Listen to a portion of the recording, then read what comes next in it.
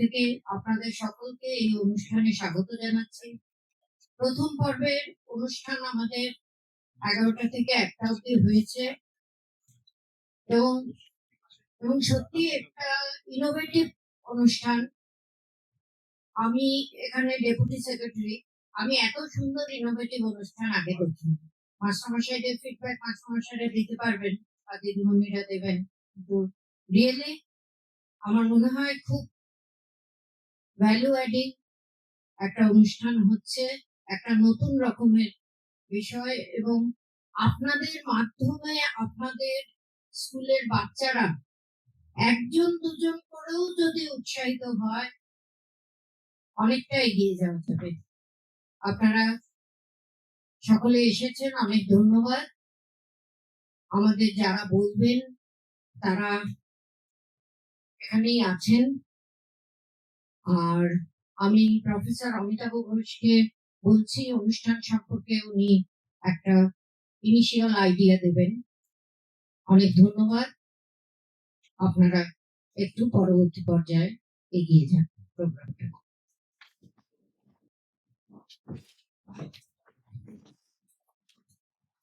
Thank you, Shanti. Hello.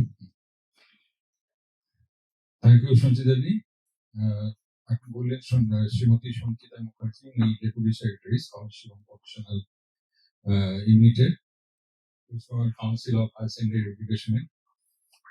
আজকে আমরা যে প্রোগ্রামটা করছি সেই প্রোগ্রামটা খুবই একটা মানে আগামী কয়েক দশকের জন্য সেটা খুব দরকার। তার কারণ হচ্ছে যে ছাত্রছাত্রীদের মধ্যে যে ইনোভেটিভ পাওয়ারটা আছে, সেটা আমরা যেগুলো বিদেশে দেখেছি যে তারা 11-12 থেকেই মোটামুটি গ্র্যান্ট পেতে শুরু করে সরকারের, এবং প্রচুর গ্র্যান্ট পায় রাদার কলেজ বা ইউনিভার্সিটি লেভেল। তো সেই জায়গাটাকে আমরা যদি ধরি এবং এই জায়গায় ছাত্রছাত্রীদের যদি ইনোভেটিভ পাওয়ারটা আমরা বাড়াতে পারি, তার জন্য আমরা যাদবপুর ইউনিভার্সিটির সাহায্য নিচ্ছি এবং সেখানে প্রথম এই ব্যাপারটা শুরু হয়েছে ইনস্টিটিউশন ইনোভেশন কাউন্সিল বলে। তো এই ব্যাপারটার মধ্যে একটা নতুনত্ব আছে এই কারণে যে এমন অনেক কিছু আছে চতুর্দিকে ছড়ানো, যেগুলো থেকে একটা লাভজনক সংস্থায় এসে আমরা রিচ করতে পারি এবং তার থেকে আমরা অনেক কিছু আর্থিক লাভ হতে পারে। তো সেইটার জন্য স্কুল লেভেল থেকে যদি আমরা চেষ্টা করি ছাত্রছাত্রীদের মধ্যে সেই বীজটা বপন করার বা উৎসাহটা দেওয়ার। অনেক রকম কনস্ট্যান্টস আছে জানি আমরা, আর্থিক কনস্ট্যান্টসটা তার মধ্যে সবচেয়ে বেশি। তা সত্ত্বেও স্কুলগুলোতে চেষ্টা করা হচ্ছে, কারণ আগের সেশনে অনেকেই খুব অ্যাক্টিভলি সেগুলো বলেছেন। তো আজকে এই বিষয়ে আলোচনা করার জন্য আমাদের মধ্যে আমরা পেয়েছি professor Rajib Bandyopadhyay, president institution innovative council Jadavpur university. এছাড়াও উনি professor department of instrumentation and electronics engineering Jadavpur university Salt Lake campus.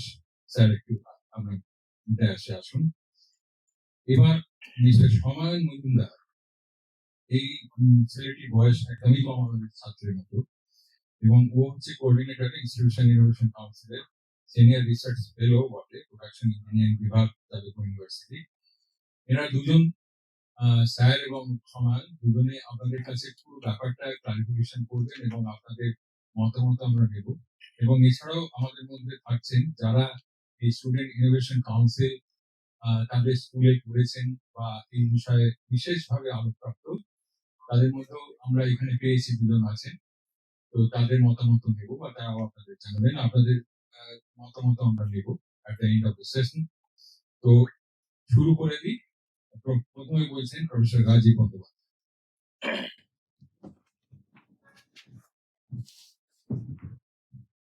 নমস্কার, অমিতাভ, সঞ্চিতা ম্যাডাম এবং আরো যারা এই অনুষ্ঠানের উদ্যোক্তা।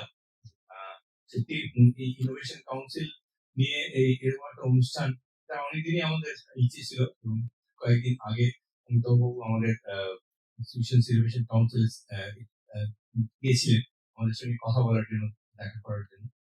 তো তখনই এই প্রোগ্রামটা ঠিক করা হয় যে আমরা সমস্ত টিচারদের সঙ্গে মিট করতে পারি এবং জানতে পারি যে কার কিরকম অসুবিধা হচ্ছে ও আরো কত রকম সম্ভাবনা আছে। তো মাস দুয়েক আগে আমার কাছে একটা প্রস্তাব আসে সিবিএসই কাউন্সিল থেকে যে একটা অ্যাওয়ারনেস ক্যাম্প করার জন্য আমাদের যাদবপুর ইউনিভার্সিটি, তাতে প্রায় 100 জন টিচার অ্যাপ্লাই করেছিলেন এবং তার মধ্যে থেকে ওরা 70 জন প্রিন্সিপালস থেকে আমাদেরকে পাঠান। আমাদেরও যথেষ্ট সন্দেহ ছিল যে স্কুল লেভেলে এরকম করলে কতটা আমরা সত্যি আগ্রহ পাবো যাদবপুর বিশ্ববিদ্যালয়ে। কিন্তু সত্যি তাদের উৎসাহ দেখে আমরা মুগ্ধ হয়ে গেছি এবং এখন তারা অনেকেই আমাদের সাথে যোগাযোগ করছে যে কিভাবে এই ইনোভেশন কাউন্সিল এবং ইনোভেশন এই কনসেপ্টটাকে ছাত্রছাত্রীদের মধ্যে ছড়িয়ে দেওয়া যায়। তো দেখা যাক, আমরা আশা করবো এরপরে আমাদের যাদবপুর ইউনিভার্সিটি স্কুলে ইনস্টিটিউশন ইনোভেশন কাউন্সিলও কিন্তু বিভিন্ন স্কুলে গিয়ে ছোট ছোট ভাবে শুরু করা হয়েছে আর কিছু অ্যাক্টিভিটি। তো আমাদের জার্নিটা একটু বলি, আমাদের যাদবপুর বিশ্ববিদ্যালয়ে আমরা কিভাবে এই ইনোভেশন কনসেপ্টটাকে শুরু করেছিলাম। আপনারা অনেকেই হয়তো বিভিন্ন বিশ্ববিদ্যালয় বা কলেজের সঙ্গে যুক্ত আছেন, গবেষণা করেছেন, রিসার্চ পাবলিকেশন করেছেন, এবং আমরাও তাই করতাম। আমি তো যাদবপুর বিশ্ববিদ্যালয়ে জয়েন করি 90 সালে, এবং আমি জয়েন করি instrumentation and electronics engineering department. তো তারপরে আমি যা গবেষণা করি বা আমার কাছে যারা পিএইচডি করেছে তাদের অধিকাংশই কিন্তু অ্যাপ্লিকেশন ওরিয়েন্টেড, কিছু যন্ত্র তৈরি করে কিভাবে অ্যাপ্লাই করা যায়। এবং তারপরে আমার কিছু পেটেন্টও আমরা করতে পেরেছিলাম। কিন্তু প্রোডাক্ট করবো বা তার ব্যবহারিক প্রয়োগের জায়গায় পৌঁছতে পারবো, এটা কিন্তু অন্তত 4-5 বছর আগে পর্যন্ত আমরা ভাবতে পারতাম না। এবং সত্যি কথা বলতে কি, বিশ্ববিদ্যালয় বা কলেজ বা বিদ্যালয়ের পরিসরে ভয়ঙ্কর শক্ত একটা জিনিস আমাদের কাছে ছিল। কিন্তু ধীরে ধীরে সেই এটা আমাদের বাধাটা কিন্তু কেটে যাচ্ছে। আমরা দেখতে পাচ্ছি এখন নানান রকম সম্ভাবনা আছে। ছাত্রছাত্রী এবং মাস্টারমশাইরাও বিভিন্নভাবে এগিয়ে আসছেন, কর্তৃপক্ষ এবং যারা মিনিস্ট্রিতে আছেন তারাও বিভিন্ন ধরনের প্রস্তাবের মাধ্যমে এই এই কালচারটাকে প্রমোট করার একটা ভীষণ রকম সাহায্য করছে। তো যাদবপুর বিশ্ববিদ্যালয়ে আমরা এই ইনোভেশন কালচারটা শুরু করি, কিন্তু শুরু হয় প্রধানত ছাত্রদের উদ্যোগে। ছাত্রদের উদ্যোগে বলতে 2016 সালে এন্টারপ্রেনিউরশিপ সেল বলে একটা সেল কনস্টিটিউশন হয়। যদিও কিছু মাস্টারমশাই ছিলেন, কিন্তু উৎসাহটা এবং আইডিয়াটা প্রধানত ছাত্রদের ছিল। তো এন্টারপ্রেনিউরশিপ সেলটা কিন্তু এখন আমাদের যাদবপুরের একটা ভাইব্রেন্ট সেল, এবং প্রতি বছরই বিভিন্ন ধরনের অনুষ্ঠান আমরা অর্গানাইজ করি। এন্টারপ্রেনিউরশিপ সেলের প্রাথমিক উদ্দেশ্য হচ্ছে এন্টারপ্রেনিউর তৈরি করা, কর্মসংস্থান যাতে বা স্বনির্ভর যাতে হওয়া যায়, এই কালচারটাকে প্রমোট করা। তাতে সারা বছর ধরে বিভিন্ন ইনভেস্টরদের আনা, বিভিন্ন ইন্ডাস্ট্রিয়ালিস্টদের আনা, বিভিন্ন ইন্ডাস্ট্রির প্রবলেম নিয়ে ডিসকাস করা, এই জিনিসগুলো করা হয়। এবং আপনারা যারা যাদবপুর ইউনিভার্সিটির সঙ্গে যুক্ত অনেকেই হয়তো জানেন যে আমাদের একটা কালচারাল প্রোগ্রাম হয় প্রতি বছর, সংস্কৃতি বলে, ইঞ্জিনিয়ারিং এর প্রোগ্রাম হয়, আর্টসেও হয়, সায়েন্সেও হয়। তো এইরকম আমাদের এন্টারপ্রেনারশিপ বা ই সেল থেকে একটা প্রোগ্রাম করা হয়, যেটা হচ্ছে ই সামিট। মাস দুয়েক আগে আমরা করলাম, সেটাও বেশ বড়, প্রায় 3 দিন ধরে, সারাদিন ধরে প্রোগ্রাম, বিভিন্ন ইন্ডাস্ট্রির প্রবলেম নিয়ে আলোচনা করা এবং বিভিন্ন ওয়ার্কশপের মধ্যে দিয়ে এই কালচারটাকে প্রমোট করা। তো এটা আমরা শুরু করেছিলাম 2016 সালে। তারপরে 2018 সালে আমাদের এআইসিটি থেকে একটা ম্যান্ডেটরি করে দিল যে যেকোনো ইনস্টিটিউটে একটা ইনস্টিটিউশন ইনোভেশন সেল থাকতে হবে, এবং তার স্ট্রাকচার হবে, প্রেসিডেন্ট থাকবে, সেক্রেটারি থাকবে, এবং এই অ্যাক্টিভিটি গুলো সারা বছর ধরে করতে হবে। এবং তখন থেকে কিন্তু ওরা আইআইসি আবার একটা র্যাঙ্কিং সিস্টেম চালু করে, যে আমরা কিরকম কতগুলো অ্যাক্টিভিটি করলাম, তার আউটকাম কিরকম হচ্ছে সেটার বেসিসে। তো গত বছর 2024 সালে আমরা 4 স্টার ক্যাটাগরিতে উন্নীত হই। আগে আমরা 3 স্টার ছিলাম। তো এই 4 স্টার ক্যাটাগরিতে উন্নীত হওয়ার ফলে এখন ওরা কিন্তু আরো নানা রকম ভাবে এই ইনোভেশনটাকে ছড়িয়ে দিতে চাইছে। এবং স্কুল ইনোভেশন কাউন্সিল তার কিন্তু নোডাল সেন্টার যাদবপুর ইউনিভার্সিটি আমরা করে, এবং করার পরে আমরা একটা ছোট অনুষ্ঠান করি আইডিয়া কন্টেস্টের মতো। সেটা অনলাইনেই হয়, যে বিভিন্ন স্কুলের ছেলেরা এই কন্টেস্ট গুলোতে বিভিন্ন আইডিয়া গুলো সাবমিট করে, এবং সেগুলো জাজদেরকে দিয়ে জাজদের সামনে পিচিং হয়। তার বেসিসে ওরা আইডিয়াকে 1000 আইডিয়াকে কিছু ফাইন্যান্সিয়াল গ্রান্ট দেয়, 10,000 টাকা, কাউকে 15,000। আশ্চর্যজনক ভাবে যে কোনো কারণে হোক, যেহেতু কোনো নোডাল সেন্টার ওয়েস্ট বেঙ্গলে ছিল না মিনিস্ট্রি অফ এডুকেশনে, তাই জন্য পশ্চিমবঙ্গ থেকে কিন্তু কোনো দল আসেনি। সেটা আমাদের খুব খারাপ লেগেছিল। তো আমরা তখন থেকেই ভাবছিলাম, এবং আমার যে ছাত্র রয়েছে সময়, ও স্যার বলছে যে আমরা যদি স্কুল লেভেলে স্যার এটাকে না প্রমোট করতে পারি, তাহলে কিন্তু আমাদের অসুবিধা কি হচ্ছে, আমরা ফার্স্ট ইয়ারে যখন স্টুডেন্টদেরকে পাচ্ছি, তারা আপনারা সকলেই জানেন এখন জয়েন্ট নিট দিয়ে আসছে, তারা ভাবছে যে কত টাকার প্যাকেজ পাবো, 4 বছর পরে কে 50 লাখ পেলো, কেউ 20 লাখ পেলো। এটা একটা মানে কম্পিটিশন এবং গার্জিয়ানদের মধ্যে এই কম্পিটিশন মারাত্মকভাবে বেড়ে গেছে। তার স্ট্যাটিস্টিক্স আমি যাদবপুর বিশ্ববিদ্যালয়ের প্লেসমেন্ট কমিটিতে বহু বছর ধরে আছি চিরঞ্জীব বাবুর সঙ্গে আরকি। তো আমরা এই ট্রেন্ডটা দেখছি। কিন্তু আমরা যেটা বুঝতে পারছি এই ট্রেন্ড কিন্তু বেশিদিন থাকবে না। যেকোনো কারণে হোক, এআই আসার হোক, জন্যই হোক বা অন্য বিভিন্ন কারণে এই প্লেসমেন্টের জায়গাটা কিন্তু আস্তে, আস্তে ফল করবে। এবং এবং এখন আস্তে, আস্তে কিন্তু এটার R&D যেটা এবং আমাদের দেশে অনেক বেশি ভাবে বাড়ছে। আগে সেটা ছিল কিন্তু বড়, বড় কর্পোরেটস এবং ওই যে আমাদের পাবলিক সেক্টর আন্ডারটেকিং তাদের মধ্যেই সীমাবদ্ধ ছিল তাদের ল্যাবরেটরিতে। কিন্তু আস্তে, আস্তে কিন্তু এই স্টার্টআপ সিস্টেমটা যত বেশি প্রমোটেড হচ্ছে তখন কিন্তু এখন এই ইন্ডাস্ট্রি গুলো কিন্তু স্টার্টআপ দেরকে এই R&D গুলোকে হ্যান্ড ওভার করে দিচ্ছে।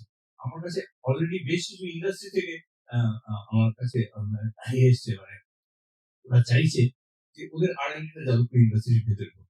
একটা নতুন কনসেপ্ট এসছে আপনারা হয়তো দেখতে পারেন ইউটিউবে। আইআইটি মাদ্রাস এর ব্যাপারে খুব অগ্রণী। একটা রিসার্চ পার্ক করেছে।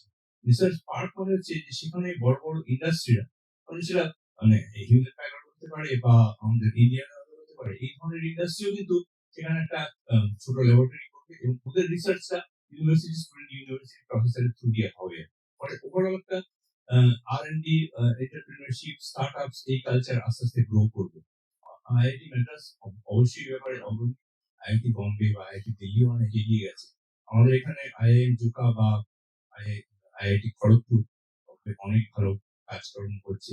যাদবপুর বিশ্ববিদ্যালয়ের একটা বড় সুবিধা হচ্ছে আমরা তো কলকাতা একটা মেট্রোপলিটন সিটিতে আছি। ফলে আমাদের কাছে লোকের আসাটা সুবিধা এবং প্রচুর লোকের সঙ্গে আমাদের কানেকশন আছে। আমাদের অ্যালামনিও খুব স্ট্রং। তো এইভাবে আমরা এন্টারপ্রেনারশিপ কালচারটাকে প্রমোট করার চেষ্টা করছি। গত আম ১ মাস আগে চিরঞ্জীব বাবু আমাদের যখন ভাইস চ্যান্সেলর হয়ে জয়েন করলেন, উনি জয়েন করার পরে উনি তো খুবই উৎসাহী। আমাদের একটা কেউ যদি আসেন যাদবপুর বিশ্ববিদ্যালয়ে বিকেলের দিকে আমরা থাকি তো মাস্টারমশাইরা। আ ওখানে একটা ইনস্টিটিউশন সিলেকশন কাউন্সিলের জন্য ১০,০০০ স্কয়ার ফুটের একটা এন্টায়ার ফ্লোর বিল্ডিং ওটা দেওয়া হয়েছে। সেটা ওনার জন্যই হয়েছে আরকি। তো সেখানে টিঙ্কারিং ল্যাব করছি। বিভিন্ন স্টার্টআপদের ইনকিউবেট করে তাদের জায়গা দিচ্ছি যে তাদেরকে আমরা যাতে মেন্টরিং করতে পারি, তাদের বিভিন্ন ইনভেস্টরদের সাথে কানেক্ট করে দিতে পারি, বিভিন্ন কম্পিটিশন তারা যাতে এগিয়ে যেতে পারে। এই জায়গাটা এটা সবে আমাদের শুরু হয়েছে। তো এটা হচ্ছে একটা ইনকিউবেটর। এটা আমাদের একদম নতুন ফেসিলিটি। তো যাই হোক আমরা যেটা দেখছি যে ছাত্রছাত্রীদের যদি স্কুল লেভেল থেকে এই এন্টারপ্রেনারশিপ, ইনোভেশন তারপরে পেটেন্ট, কপিরাইট, ইন্ডাস্ট্রিয়াল ডিজাইন এই সম্বন্ধে একটা মোটামুটি একটা ধারণা করানো যায়। ছোটখাটো যদি কেউ প্রজেক্ট তৈরি করতে পারে, সেটা যদি বাণিজ্যিক ব্যাপারটা ভাবতেও পারে, সেটাও কিন্তু অনেক দিকে এগিয়ে দেবে আরকি। এবং আমরা আমরা যেটা দেখছি যে আমার গভর্নমেন্ট অফ ইন্ডিয়ার বেশ কিছু প্রকল্প আছে। যেমন ধরুন ডিপার্টমেন্ট অফ বায়োটেকনোলজির একটা প্রকল্প আছে এটাকে বলা হচ্ছে ইজুয়া। সেখানে বা ministry of electronics and information technology রয়েছে। এটা হচ্ছে এন্টারপ্রেনিউর ইন রেসিডেন্স EIR। তো এই প্রকল্পগুলোর মধ্যে কোনো ছাত্র সে স্কুলের ছাত্র নয় অবশ্য কলেজের ছাত্র সে কিন্তু একটা মান্থলি স্কলারশিপ পেতে পারে যদি তার আইডিয়াটা বা তার প্রোডাক্টটা ওদেরকে বোঝাতে পারে যে এটা একটা বাণিজ্যিক সম্ভাবনা আছে। প্রায় সে টাকাটা কিন্তু কম নয়, ৩০-৪০ হাজার টাকা পেতে পারে।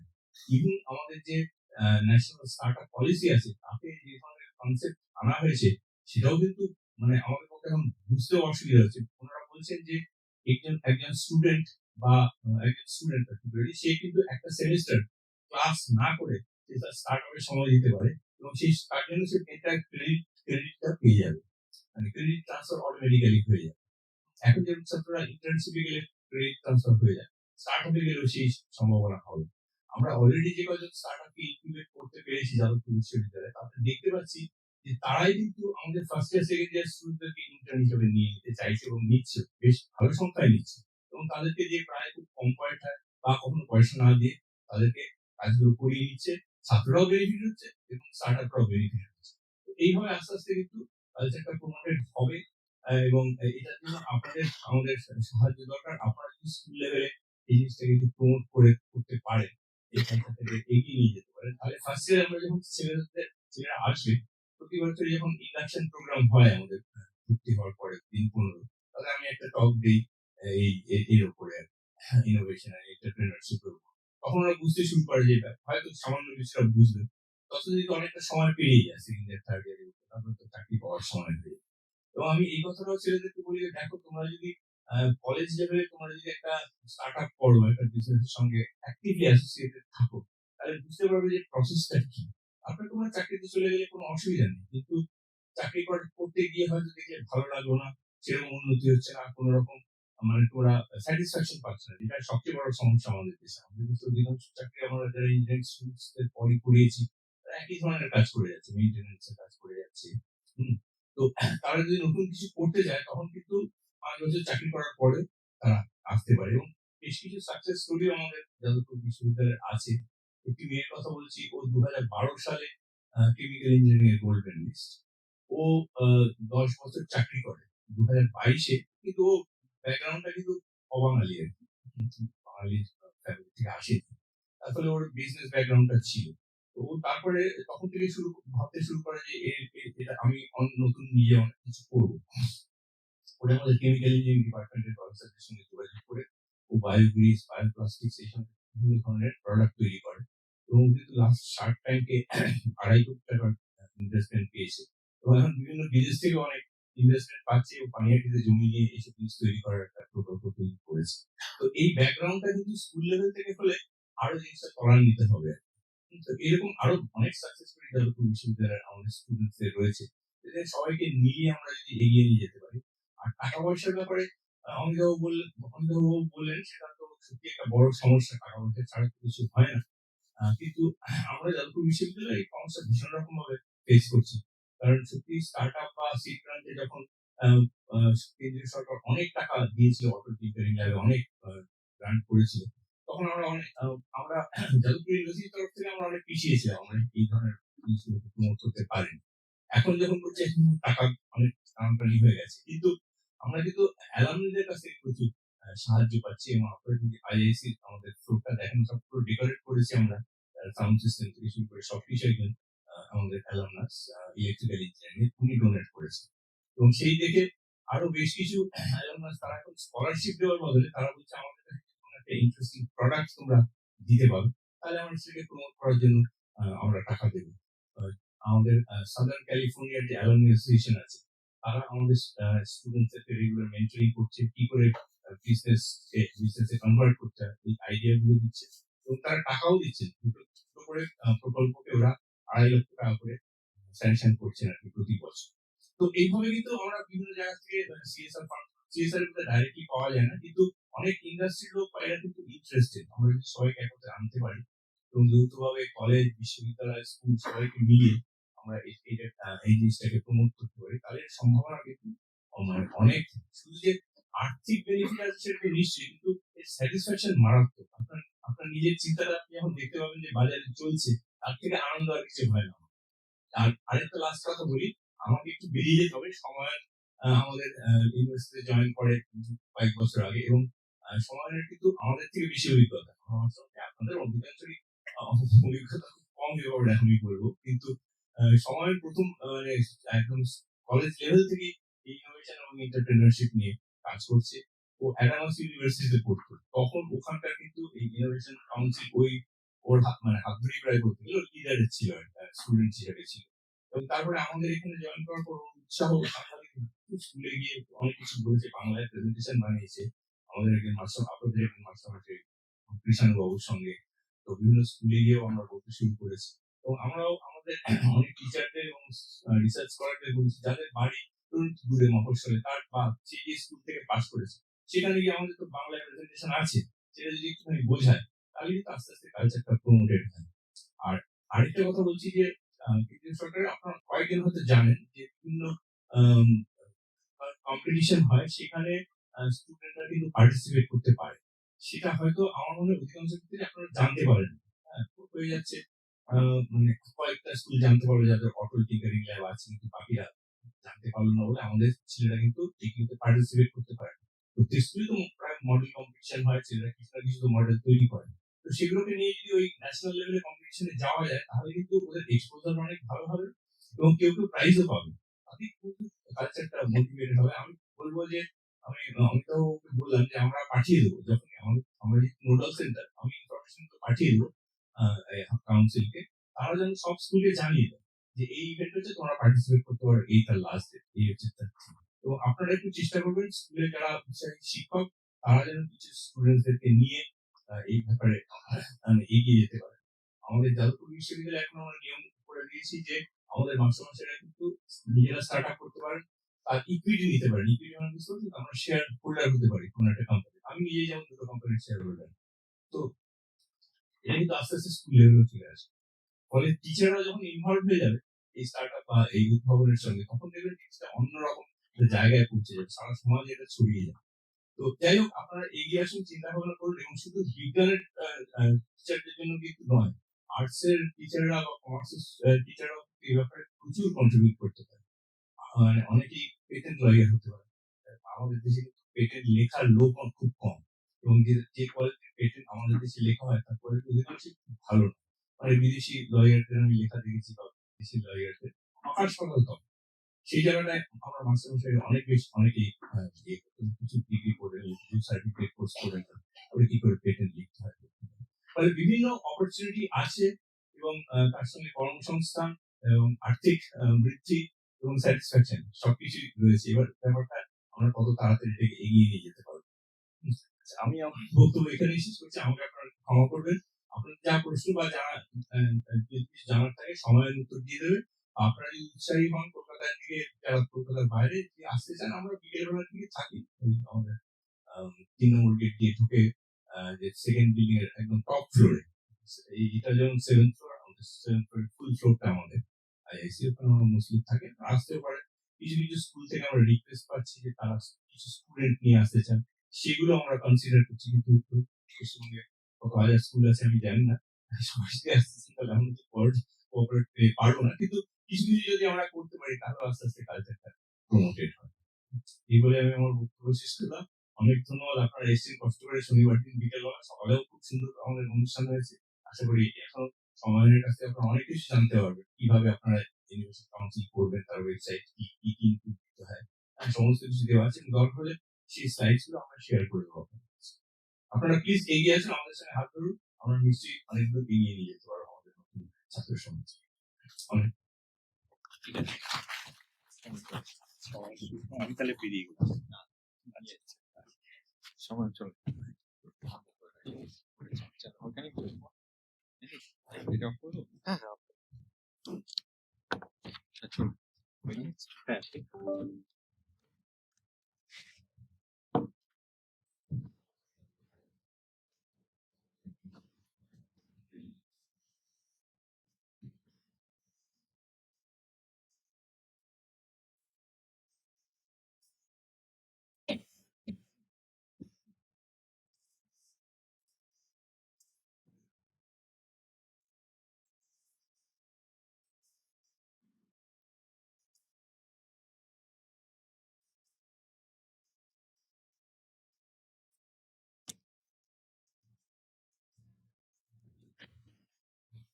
নমস্কার, আমি সময় মজুমদার। আমি অ্যাডামাস ইউনিভার্সিটি থেকে আমার বিটেক কমপ্লিট করার পর যাদবপুর ইউনিভার্সিটিতে জয়েন করি লেজার সায়েন্স অ্যান্ড টেকনোলজিতে মাস্টার্স স্টুডেন্ট হিসাবে, এবং তার পরবর্তীতে আমি যাদবপুরেরই ইনোভেশন কাউন্সিল প্রজেক্ট কোঅর্ডিনেটর হিসাবে জয়েন হই।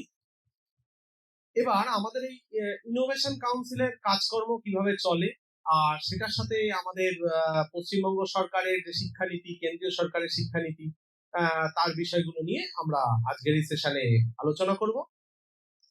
আমি ধন্যবাদ জানাই অমিতাভ ঘোষ স্যার, উনি উদ্যোগ নিয়ে সম্পূর্ণটা করেছেন। আমাদের president Chiranjib Bhattacharya sir, higher secondary council, এবং আমাদের সেক্রেটারি ম্যাডাম, আমাদের প্রিয়দর্শিনী ম্যাডাম এবং সঞ্চিতা ম্যাডাম, ওনারা আমাদের খুব সহায়তা করেছেন, আমাদেরকে এই জায়গা পর্যন্ত আসার সুযোগ দিয়েছেন। এবং এখানে উপস্থিত সকল প্রধান শিক্ষক শিক্ষিকা সবাইকে প্রণাম জানাই। কারণ আমি 2017-তে এইচএস পাস করেছি, মানে কিছুদিন আগেই, মানে হয়তো আপনাদের মতো অনেকেই আমার স্যার ছিলেন বা ম্যাডাম, সুতরাং তাদেরকেও আমি প্রণাম জানাই। আমি আমার এটা শুরু করছি। এখানে আমাদের প্রেজেন্টেশনটা আমরা 4টে ভাগে ভাগ করছি মূলত। 1 নম্বর হচ্ছে হায়ার সেকেন্ডারি কাউন্সিল আজকে যে প্রোগ্রামটা করছে, এই স্কুল ইনোভেশন কাউন্সিল এটা কি, জাতীয় শিক্ষানীতি এবং পশ্চিমবঙ্গ সরকারের যে শিক্ষানীতি রয়েছে তার সাথে এই ইনোভেশন, স্টার্টআপ, এন্টারপ্রেনারশিপ, পেটেন্ট, এইগুলোর গুরুত্বটা কি, আর যাদবপুর বিশ্ববিদ্যালয় হঠাৎ করে এই বিষয়ে অতি উৎসাহিত হয়ে এরকম ধরনের প্রোগ্রামে জয়েন্টলি করার কারণ এবং স্কুল ইনোভেশন সূচনার উদ্যোগের কথা এবং রেজিস্ট্রেশন পদ্ধতি এবং অন্যান্য আর যা যা ফিডব্যাক পেয়েছি সেগুলো আমি আলোচনা করব। আমার যা মনে হয় যে যেমন আজ থেকে বহু বছর আগে যখন স্বদেশী আন্দোলন শুরু হয় তখন এটাই ব্যাপার ছিল যে বাইরে থেকে বিভিন্ন জিনিসের সরবরাহ হয়, আমাদের দেশীয় ছেলেমেয়েরা সেখান থেকে কিনে ব্যবহার করে, তার দাম অনেক বেশি হতো বা ইত্যাদি। আমরা ঠিক করলাম যে আমরা প্রথম বাংলা থেকে 1905-এ শুরু হলো যে আমরাই আমাদের এখানে সেটা তৈরি করব এবং সেই জিনিসটাই আমাদের বিক্রি হবে। আচ্ছা, প্রফুল্লচন্দ্র রায় ওনারা একটা ফিনাইল তৈরির মেশিন কিনে এনে আমাদের সোদপুরে বেঙ্গল কেমিক্যালে কাটলেন এবং সেম একটা ফিনাইল তৈরির মেশিন বা এরকম ধরনের মেশিন তৈরি করে সেটা আমাদের বাংলায় তৈরি হলো। সতীশচন্দ্র দাশগুপ্ত প্রমুখরা ছিলেন। এখান থেকে এই বঙ্গভঙ্গের এই স্বদেশী আন্দোলনটা শুরু হলো। এই প্রেক্ষাপটে আমাদের যাদবপুরের জন্ম হয়েছে, তখন যাদবপুরের নাম ছিল ন্যাশনাল কাউন্সিল অফ বেঙ্গল। তো আমরা মনে করি সেই সময়ের মতোই এখনো আমরা বাইরের রাজ্য, বাইরের দেশগুলোর উপর নির্ভরশীল বিভিন্ন বিষয়ে, যাতে সেই বিষয়টা থেকে আমরা অনেকটা কমিয়ে আনতে পারি, তার জন্যই আজকের এই উদ্যোগ। 2 নম্বর হচ্ছে জাতীয় শিক্ষানীতি এবং পশ্চিমবঙ্গ সরকারের যে শিক্ষানীতি রয়েছে সেটাকে আমি একটুখানি বলছি। জাতীয় শিক্ষানীতি বলছে উদ্ভাবন অর্থাৎ ইনোভেশন, বহুভাষিকতা, দক্ষতা উন্নয়ন, গবেষণা এবং অন্তর্ভুক্তিমূলক শিক্ষার উপর জোর। এটা মানে আমাদের কেন্দ্র সরকার মনে করছে। পশ্চিমবঙ্গ সরকার মনে করছে স্থানীয় সংস্কৃতি, বাংলা ভাষা, গবেষণা, উদ্ভাবন এবং দক্ষতা ভিত্তিক শিক্ষার উন্নয়ন, যা আমাদের আগামী ছাত্রছাত্রীদের এগিয়ে নিতে পারে। এখানে আমরা যাদবপুরে একটা জিনিস লক্ষ্য করছি, যেটা স্যার বললেন যে আমাদের যাদবপুর যেহেতু একটু টপ কলেজগুলোর মধ্যে ওয়েস্ট বেঙ্গলে হয়, রাজ্য জয়েন্ট দিয়ে যারা আসে সেখানে ভালো ছেলেমেয়েরা এবং সায়েন্স আর্টসে যারা ভালো নাম্বার পায় সেই ছেলেমেয়েরা আমাদের যাদবপুরে আসে। আসার পর এখানে যা হয় যে এই কালচারটার সাথে ওরা অ্যাডাপ্ট করার পূর্ব মুহূর্তেই ওরা এই ব্যাপারটা অতটা ধরে উঠতে পারে না। তার ফলে কি হয়, আমাদের যে কোনো জায়গাতেই হয়, সবে একটা বাড়ির প্যাম্পার পরিবেশ থেকে বেরিয়ে একটা এমন জায়গায় গেছে সেখানে একটা খোলা জায়গা, সেখানে হয়তো কিছু বদমাশিমূলক কাজের সাথে তারা যুক্ত হলো, তার থেকে ক্ষতি হতে পারে। তো সেটার থেকে আমরা যদি একটুখানি প্রথম থেকেই ওরা স্কুল লেভেলে এরকম কাজ করে আসে এবং ওদের যদি লক্ষ্য থাকে যে এই কাজটাকে কিভাবে আমি রাজ্য স্তরে নিয়ে যাব, সেই লক্ষ্যটায় যদি প্রথম থেকে শুরু করে তাহলে আমার মনে হয় অনেকটা উপকার হবে। তাই প্রথম বর্ষ থেকেই যাতে আমরা এই কাজটা করতে পারি, সেটা আমাদের এখনের ক্যারিকুলাম অনুসারে সেকেন্ড ইয়ার থেকে ছেলেরা শুরু করে, কারণ ফার্স্ট ইয়ার ওরা শুধু অ্যাডাপ্ট করে। তো এখানে এবং থার্ড ইয়ার ফোর্থ ইয়ার টাইমটা কম হয়, সেইটা থেকে আমরা বেরিয়ে আসতে চাইছি। এছাড়া আমাদের মূল উদ্যোগ হচ্ছে সমস্যা ভিত্তিক চিন্তা, মানে আপনাদের কোনো একটা প্রবলেম স্টেটমেন্ট, সেটা যেমন আমরা বলতে পারি যে আমাদের যে জেমস ক্লিপ, সেটা যদি খুব ভালো করে দেখেন, একটা তার তো সব জায়গায় ছিল, কিন্তু ওই তারটাকে জাস্ট একটুখানি বেঁকিয়ে একটা অন্যরকম তৈরি, এটা কিন্তু উদ্ভাবন। তো এই জিনিসটা কিন্তু একটা সমস্যার থেকে এসছে, ক্লিপের দাম বেশি, তার থেকে একটা ছোট জেমস ক্লিপ তৈরি। সেই রকম সমস্যা হাতে কলমে উদ্ভাবন এবং দলগত কাজ, যা কোভিডের পর এখন মানুষের একসাথে মিলে ছোটদের কাজ করার প্রবণতাটা একটু কমেছে। আমি যখন স্কুলে ছিলাম আমরা সরস্বতী পুজো বা এইসব উদ্যোগে প্রচুর দৌড়ে আসতাম, এখন সেই মাত্রায় কিছুটা কম হয়ে গেছে। এখন অনেক কিছু স্কুলে ইভেন্ট ম্যানেজার বা এদেরকে দিয়ে দিচ্ছে, সেখানে এগুলো কাজ হয়। তো প্রভাব হচ্ছে বিশ্ববিদ্যালয়ে ভর্তির সাথে দ্রুত অভিযোজন করা, যাদবপুরের ইনোভেশন স্টার্ট আপ যে চিন্তা বরাবর চলে এসছে সেটাকে আরো বাড়ানো, প্লেসমেন্টের পাশাপাশি নিজেরা চাকরি আরো 5 জনকে করে দেওয়ার ব্যবস্থা। কারণ যাদবপুরে যে টাকা দিয়ে ছেলেরা চাকরি পায়, ওই টাকায় দেখা যাচ্ছে তো এমনি সাধারণ জায়গা থেকে অন্তত 10টা ছেলের মায়না হয়। সেই রকম যদি একটা ছোট স্টার্ট আপও করা যায়, তা না হলে তো আমরা মানে আর কোনো আমাদের অপরচুনিটি তৈরি করতে পারবো না, সেটার একটা চেষ্টা, কারণ ভালো ছেলে মেয়েদেরকে আমরা এখানে পাই। তো যাদবপুরের ইতিহাস, যেটা আমি অলরেডি বলেছি, সেটা এরকম ভাবে 1905-6 থেকে শুরু হলেও 1955 সালে এই ইনস্টিটিউটের নাম হয় যাদবপুর বিশ্ববিদ্যালয়। এটা তো অলরেডি ইতিহাস বই আমরা দেখি। যাদবপুরের গোড়ার কথা, এটাই স্বাধীনতার স্বদেশী আন্দোলনের প্রেক্ষাপটে তৈরি এবং আমাদের প্রথম নাম এনসি বেঙ্গল, এটা আমি বলেছি। আমাদের বিভিন্ন রকম মহান শিক্ষকেরা ছিলেন, তার মধ্যে আপনারা যদি খুব ভালো করে দেখেন তাহলে অনেকেই নোবেল লরিয়েট বা এরকম লোক রয়েছেন। যেমন আমরা বলি যে আমি একটা সেশনে এর আগে একবার একটা কলেজে গিয়ে বলেছিলাম যে রবীন্দ্রনাথ ঠাকুর হচ্ছে বাঙালির একজন এন্টারপ্রেনার। কারণ দেখুন, এখন প্রাইভেট ইউনিভার্সিটি অনেক হচ্ছে, এদিকে রবীন্দ্রনাথ ঠাকুর কিন্তু একটা অন্য ধরন ভাবে পড়াশোনার একটা বিশ্ববিদ্যালয় শান্তিনিকেতনে তৈরি করেন। তো এটাও কিন্তু আমাদের একজন বাঙালি এন্টারপ্রেনার, যা দেখে পরবর্তী বিশ্বে এরকম কলেজ তৈরি হচ্ছে। এক একটা কলেজ এক এক রকম ফেসিলিটি, আমাদের প্রাইভেট কলেজ অ্যাডামাসে একরকম, ইউইএম এ একরকম, টেকনো একরকম, আলাদা আলাদা ভাবে। এই জিনিসটা কিন্তু বলতে গেলে আমাদের রবীন্দ্রনাথ ঠাকুরই শুরু করেন। এছাড়াও যাদবপুরের থেকে সেই সময় প্রফুল্লচন্দ্র রায়ের কথা বললাম, বেঙ্গল কেমিক্যাল তৈরি হয়। সতীশচন্দ্র দাশগুপ্তর ভাই কৃতিশচন্দ্র দাশগুপ্ত তৈরি সুলেখার কালি, পরবর্তীতে মিত্র কোম্পানিকে দেওয়া হয় এবং তারা এই কোম্পানি কালি তৈরি করেন। সেই সময় আমাদের বাঙালি নিট পেন, বাঙালি সমস্ত কর্মকাণ্ডগুলো বাংলায় লেখার যে জিনিসটা শুরু হয়, কলম গর্জে ওঠে। যাই হোক, আমি এখানে প্রথমে জিজ্ঞেস করব যে স্যার বা ম্যাডাম, আপনাদের কি কারো স্কুলে এরকম অটল টিঙ্কারিং ল্যাব আছে? তাহলে কি একটু কাইন্ডলি হাত তুলবেন। না, এখানে কারণ নেই। আগের সেশনে একজন দুজন একটা দুটো স্কুলে ছিল। যাই হোক, এই 2016 কি 17 সাল থেকে একটা ফান্ড খুব বহুল চর্চিত স্কুলগুলোর কাছে, যে অটল টিঙ্কারিং ল্যাব। এখানে কেন্দ্র সরকার 20 লাখ টাকা দিচ্ছে। 20 লাখ টাকার প্রথম 10 লাখ টাকা হচ্ছে উন্নত ল্যাব তৈরিতে, আর 2 লাখ টাকা করে 5 বছর হচ্ছে সেই ল্যাবের রক্ষণাবেক্ষণ। তো যেই স্কুলগুলো এই ল্যাবগুলো তৈরি হয়েছে, সেই স্কুলগুলোয় অন্তত 1000 স্কোয়ার ফিট থেকে 1500 স্কোয়ার ফিট জায়গা এখানে কন্ডিশন রয়েছে। সেরকম জায়গা থাকলে দিত। তো এবার এরকম ধরনের জিনিস কিনতে পারবেন, অত্যাধুনিক জিনিসপত্র কেনা যাবে। কিন্তু কথা হচ্ছে যে ছেলেমেয়েরা পড়াশোনার চাপ বা অন্য কিছুর পরে কি ধরনের কাজ করবে তার ধারণাই পায় না। হ্যাঁ, ভারত জুড়ে প্রায় 10,000টি ল্যাব পাওয়া যায়, সরকারি বেসরকারি বিভিন্ন জায়গায়, যেখানে স্টেম বেসড, মানে হচ্ছে science, technology, engineering and mathematics, পরবর্তীতে সেটার নাম হয় STREAM, science, technology, engineering, arts and mathematics, তার মধ্যে আর্টস যোগ করে, এবং তার পরবর্তীতে এটার নাম হয় science, technology, reading, engineering, arts and management, STREAM. তো এরকম শিক্ষা। কিন্তু আমাদের পশ্চিমবঙ্গে এই ল্যাবগুলো 242টি স্কুলে থাকলেও কোনো স্কুলেই সেরকম ভাবে ব্যবহৃত হয় না। হ্যাঁ, এবং এটাই কিন্তু আমাদের ইনোভেশন কাউন্সিল বা ইনোভেশনের লক্ষ্যের প্রথম স্টেপ ছিল। কিন্তু আমাদের পশ্চিমবঙ্গ, যা 1905-এ ভারতকে দিশা দেখিয়েছে, সেই পশ্চিমবঙ্গ পরবর্তীতে দেখা যাচ্ছে যে মাত্র 10,000-এর মধ্যে 242টি জায়গায় করতে পেরেছে, অর্থাৎ স্কুলে এরকম পরিকাঠামোর জায়গা তৈরি করতে পেরেছে। বর্তমানে এই ATL government, central government Paschimbanga সরকারকে আর দেয় না, বা পশ্চিমবঙ্গে দেয় না। কারণ এখানে এটিএল এর যে গুরুত্ব, সেটা যদি আমরা দেখি, তাহলে স্কুল স্তরে উদ্ভাবনের সংস্কৃতি গড়ে তোলা, সেটা আমাদের প্রায় নেই। শিখে বানানো, সেটা কমে গেছে। নতুন ভারত গঠনের সহায়ক, হ্যাঁ, তার জন্য টাকা একটা কনস্ট্যান্ট হয়ে দাঁড়ায় আমাদের। আরো বিভিন্ন রকম সমস্যা রয়েছে, স্যারেদের প্রচুর ওয়ার্কলোড, শিক্ষক সংখ্যা খুব কম, বা এগুলো, হ্যাঁ, সেগুলোর জন্য হয়। বিভিন্ন কম্পিটিশনে যোগদানে, যেমন স্যার বললেন যে আমাদের যে 10,000 স্কুলকে নিয়ে আমরা 5 দিনের রিপিটিং সেশন করাই, সেখানে দেখা গেল যে পশ্চিমবঙ্গ থেকে একটাও স্কুল নেই, বা একটি কেন্দ্রীয় বিদ্যালয় রয়েছে, তা সে হচ্ছে আপনার সে ওই অনলাইনে সে জানতে পেরেছে। কারণ জানতে পারছে না, তার কারণ হচ্ছে যে যেহেতু এরা কোনো সেন্ট্রাল বা স্টেট কমিউনিটির মধ্যে যুক্ত নয়, তার ফলে কি কি কম্পিটিশন হচ্ছে সেগুলো আমরা তারা জানিয়ে উঠতে পারছে। আর আর্টস, সায়েন্স, কমার্স, ম্যানেজমেন্টের মিলিত জ্ঞান, এই দেখুন এত ধরনের কম্পিটিশন স্কুল লেভেলের ছাত্রছাত্রীদের জন্য হয়, কিন্তু এই ধরনের কোনো কম্পিটিশনে অধিকাংশতেই আমাদের পশ্চিমবঙ্গের ছেলেমেয়েরা সেরকম ভাবে জানে না, যার ফলে তারা অ্যাপ্লাই করতে পারে না। তো এখানে যেমন রয়েছে ইসরো একটা করে, যে যারা এটিএল ল্যাব বানিয়েছিল তাদের ভালো কাজ যারা করছে, সেই ল্যাবগুলোকে অ্যাডাপ্ট করে নিচ্ছে, এবং সেই ল্যাবের টাকা সরাসরি ইসরো দিচ্ছে এবং সেই লেভেলে নিয়ে যাচ্ছে। এখানে বেশি এগিয়ে এসছে কেরালা, তামিলনাড়ু। এপিজে আব্দুল কালামকে দেখে অনেক ছেলে মেয়ে এইরকম কাজ করছে।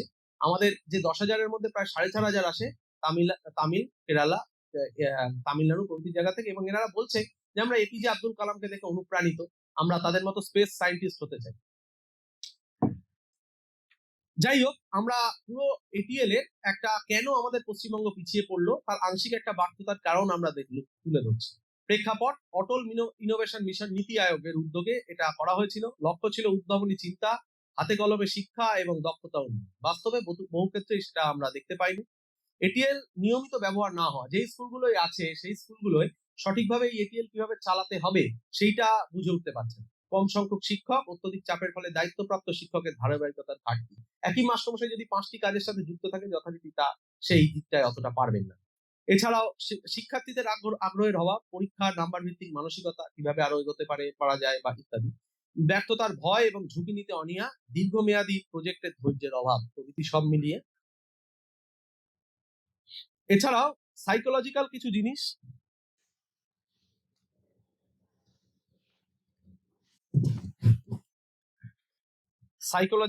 রয়েছে, যেমন আত্মবিশ্বাসের ঘাটতি। কারণ বহুদিন থেকেই বাংলা এই যে ইনোভেশন, স্টার্টআপ কালচার বা আমি পারবো সেই ধারণা থেকে বাংলা অনেকটা বেরিয়ে এসছে।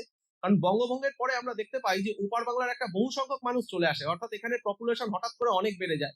তখন দেখা যায় যে কিভাবে কলকারখানায় আমি কিভাবে কাজ করে আমি রুটি রুজি করে দেখবো, সেটাই আর&ডি থেকে মানুষ বেরিয়ে আসে। অর্থাৎ সেই জায়গা থেকে বাংলার কিছুটা ঘাটতি হয়েছে। এছাড়াও আমরা কোভিড পরবর্তী সময়ে ছাত্রছাত্রীরা দীর্ঘক্ষণ বসে থাকতে পারে না। আমরা যখন ফোন ঘাঁটি স্যার, ম্যাডাম, আমরা দেখতে পাই যে আমি হোয়াটসঅ্যাপ করছি, হঠাৎ করে ওপরে একটা ফেসবুকের নোটিফিকেশন এলো, আমি ফেসবুক দেখতে শুরু করে দিলাম। আবার সাথে সাথে ইউটিউবে কেউ দিল বা হোয়াটসঅ্যাপে কেউ দিল। অর্থাৎ দেখুন, আপনি 1 মিনিটের মধ্যে অন্তত 5টা জিনিস দেখছেন। কিন্তু একইভাবে যখন ক্লাসরুমে দেখছেন, এই একটাই বোর্ড, একজনই শিক্ষিকা বা শিক্ষক বারবার বলে যাচ্ছে। ফলে ছাত্রছাত্রীরা কিন্তু ওই জিনিসটা আর মানে মানে ভালোভাবে শিখতে পারছেন। এইটা একটা ওদের প্রবলেম হচ্ছে। এছাড়া হচ্ছে প্রযুক্তির সঙ্গে যুক্ত হলো মানে ইতিবাচক যে কাজগুলো হচ্ছে সেটার সাথেও কোনো কানেকশন নেই। তো এছাড়াও আইডিয়ার বাণিজ্যিকীকরণ, বাস্তব সমস্যা এবং বাজার চাহিদার সাথে সংযোগ। আপনি একটা জিনিস বানালেন, হয়তো দেখা গেল আপনি এমন একটা জিনিস বানিয়েছেন যে এখান থেকে আপনি বসে আপনি দিল্লি চলে যেতে পারেন, কিন্তু এমন একটা জিনিস তার যা দাম, সেটা দেখা গেল যে অত মানে এটা হয়তো আগামী 10 বছর পরে দরকার ছিল, আমরা এখনই বানিয়ে ফেলেছি, সেই জিনিসটা হয়তো আপনার বাজারে আর বিক্রি হচ্ছে। ফলে বেশি উন্নত জিনিস বানিয়ে ফেললেও সমস্যা, আবার কম উন্নত বানালেও কিছু সমস্যা হতে পারে। এছাড়াও আগ্রহী শিক্ষার্থীদের শনাক্তকরণের অভাব, আগ্রহী উদ্ভাবনী ছাত্রছাত্রীদের আলাদা করে আমরা চিনতে না পারা, ফার্স্ট সেকেন্ড থার্ড তাদের বলছি, কিন্তু যারা এর মডেল বানাচ্ছে তাকে দেখা যাচ্ছে আমি লাস্ট করে দিলাম। তো বা ফোকাস ব্রেন, বা তারা উপযুক্ত প্ল্যাটফর্ম পাচ্ছে না ইত্যাদি। প্রশিক্ষণের অভাব, এটিএল শিক্ষকদেরও আমাদের এরকম ট্রেনিং দরকার, এক্সপার্ট এবং কলেজ ইন্ডাস্ট্রির সংযোগ।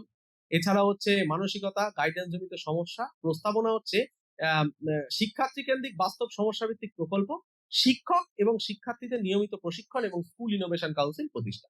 স্কুল ইনোভেশন কাউন্সিল ভারত সরকারের একটি উদ্যোগ, যেখানে আমাদের যেমন কলেজগুলো, প্রত্যেকটি কলেজে একটা ইনোভেশন কালচার করতে হবে, যেখানে ছাত্ররা কি ধরনের রিসার্চ করছে, সেগুলো থেকে কোনগুলো দিয়ে পরবর্তীতে কোম্পানি খোলা যায়, সেই জিনিসগুলো তুলে ধরা। যেমন আপনারা ভাবুন যে কলকাতার হলুদ ট্যাক্সি একটা ঐতিহ্যের জিনিস, সেইটা আমরা পরবর্তীতে দেখতে পাই যে ওলা উবের এরা নিয়ে নিচ্ছে। ট্যাক্সির কি সমস্যা, আপনি যাচ্ছেন, এখন রাত হয়ে গেছে, সকালে ভাড়া 100 টাকা, এখন আমি 500 টাকা নেবো, আপনি গেলে যান, না গেলে না।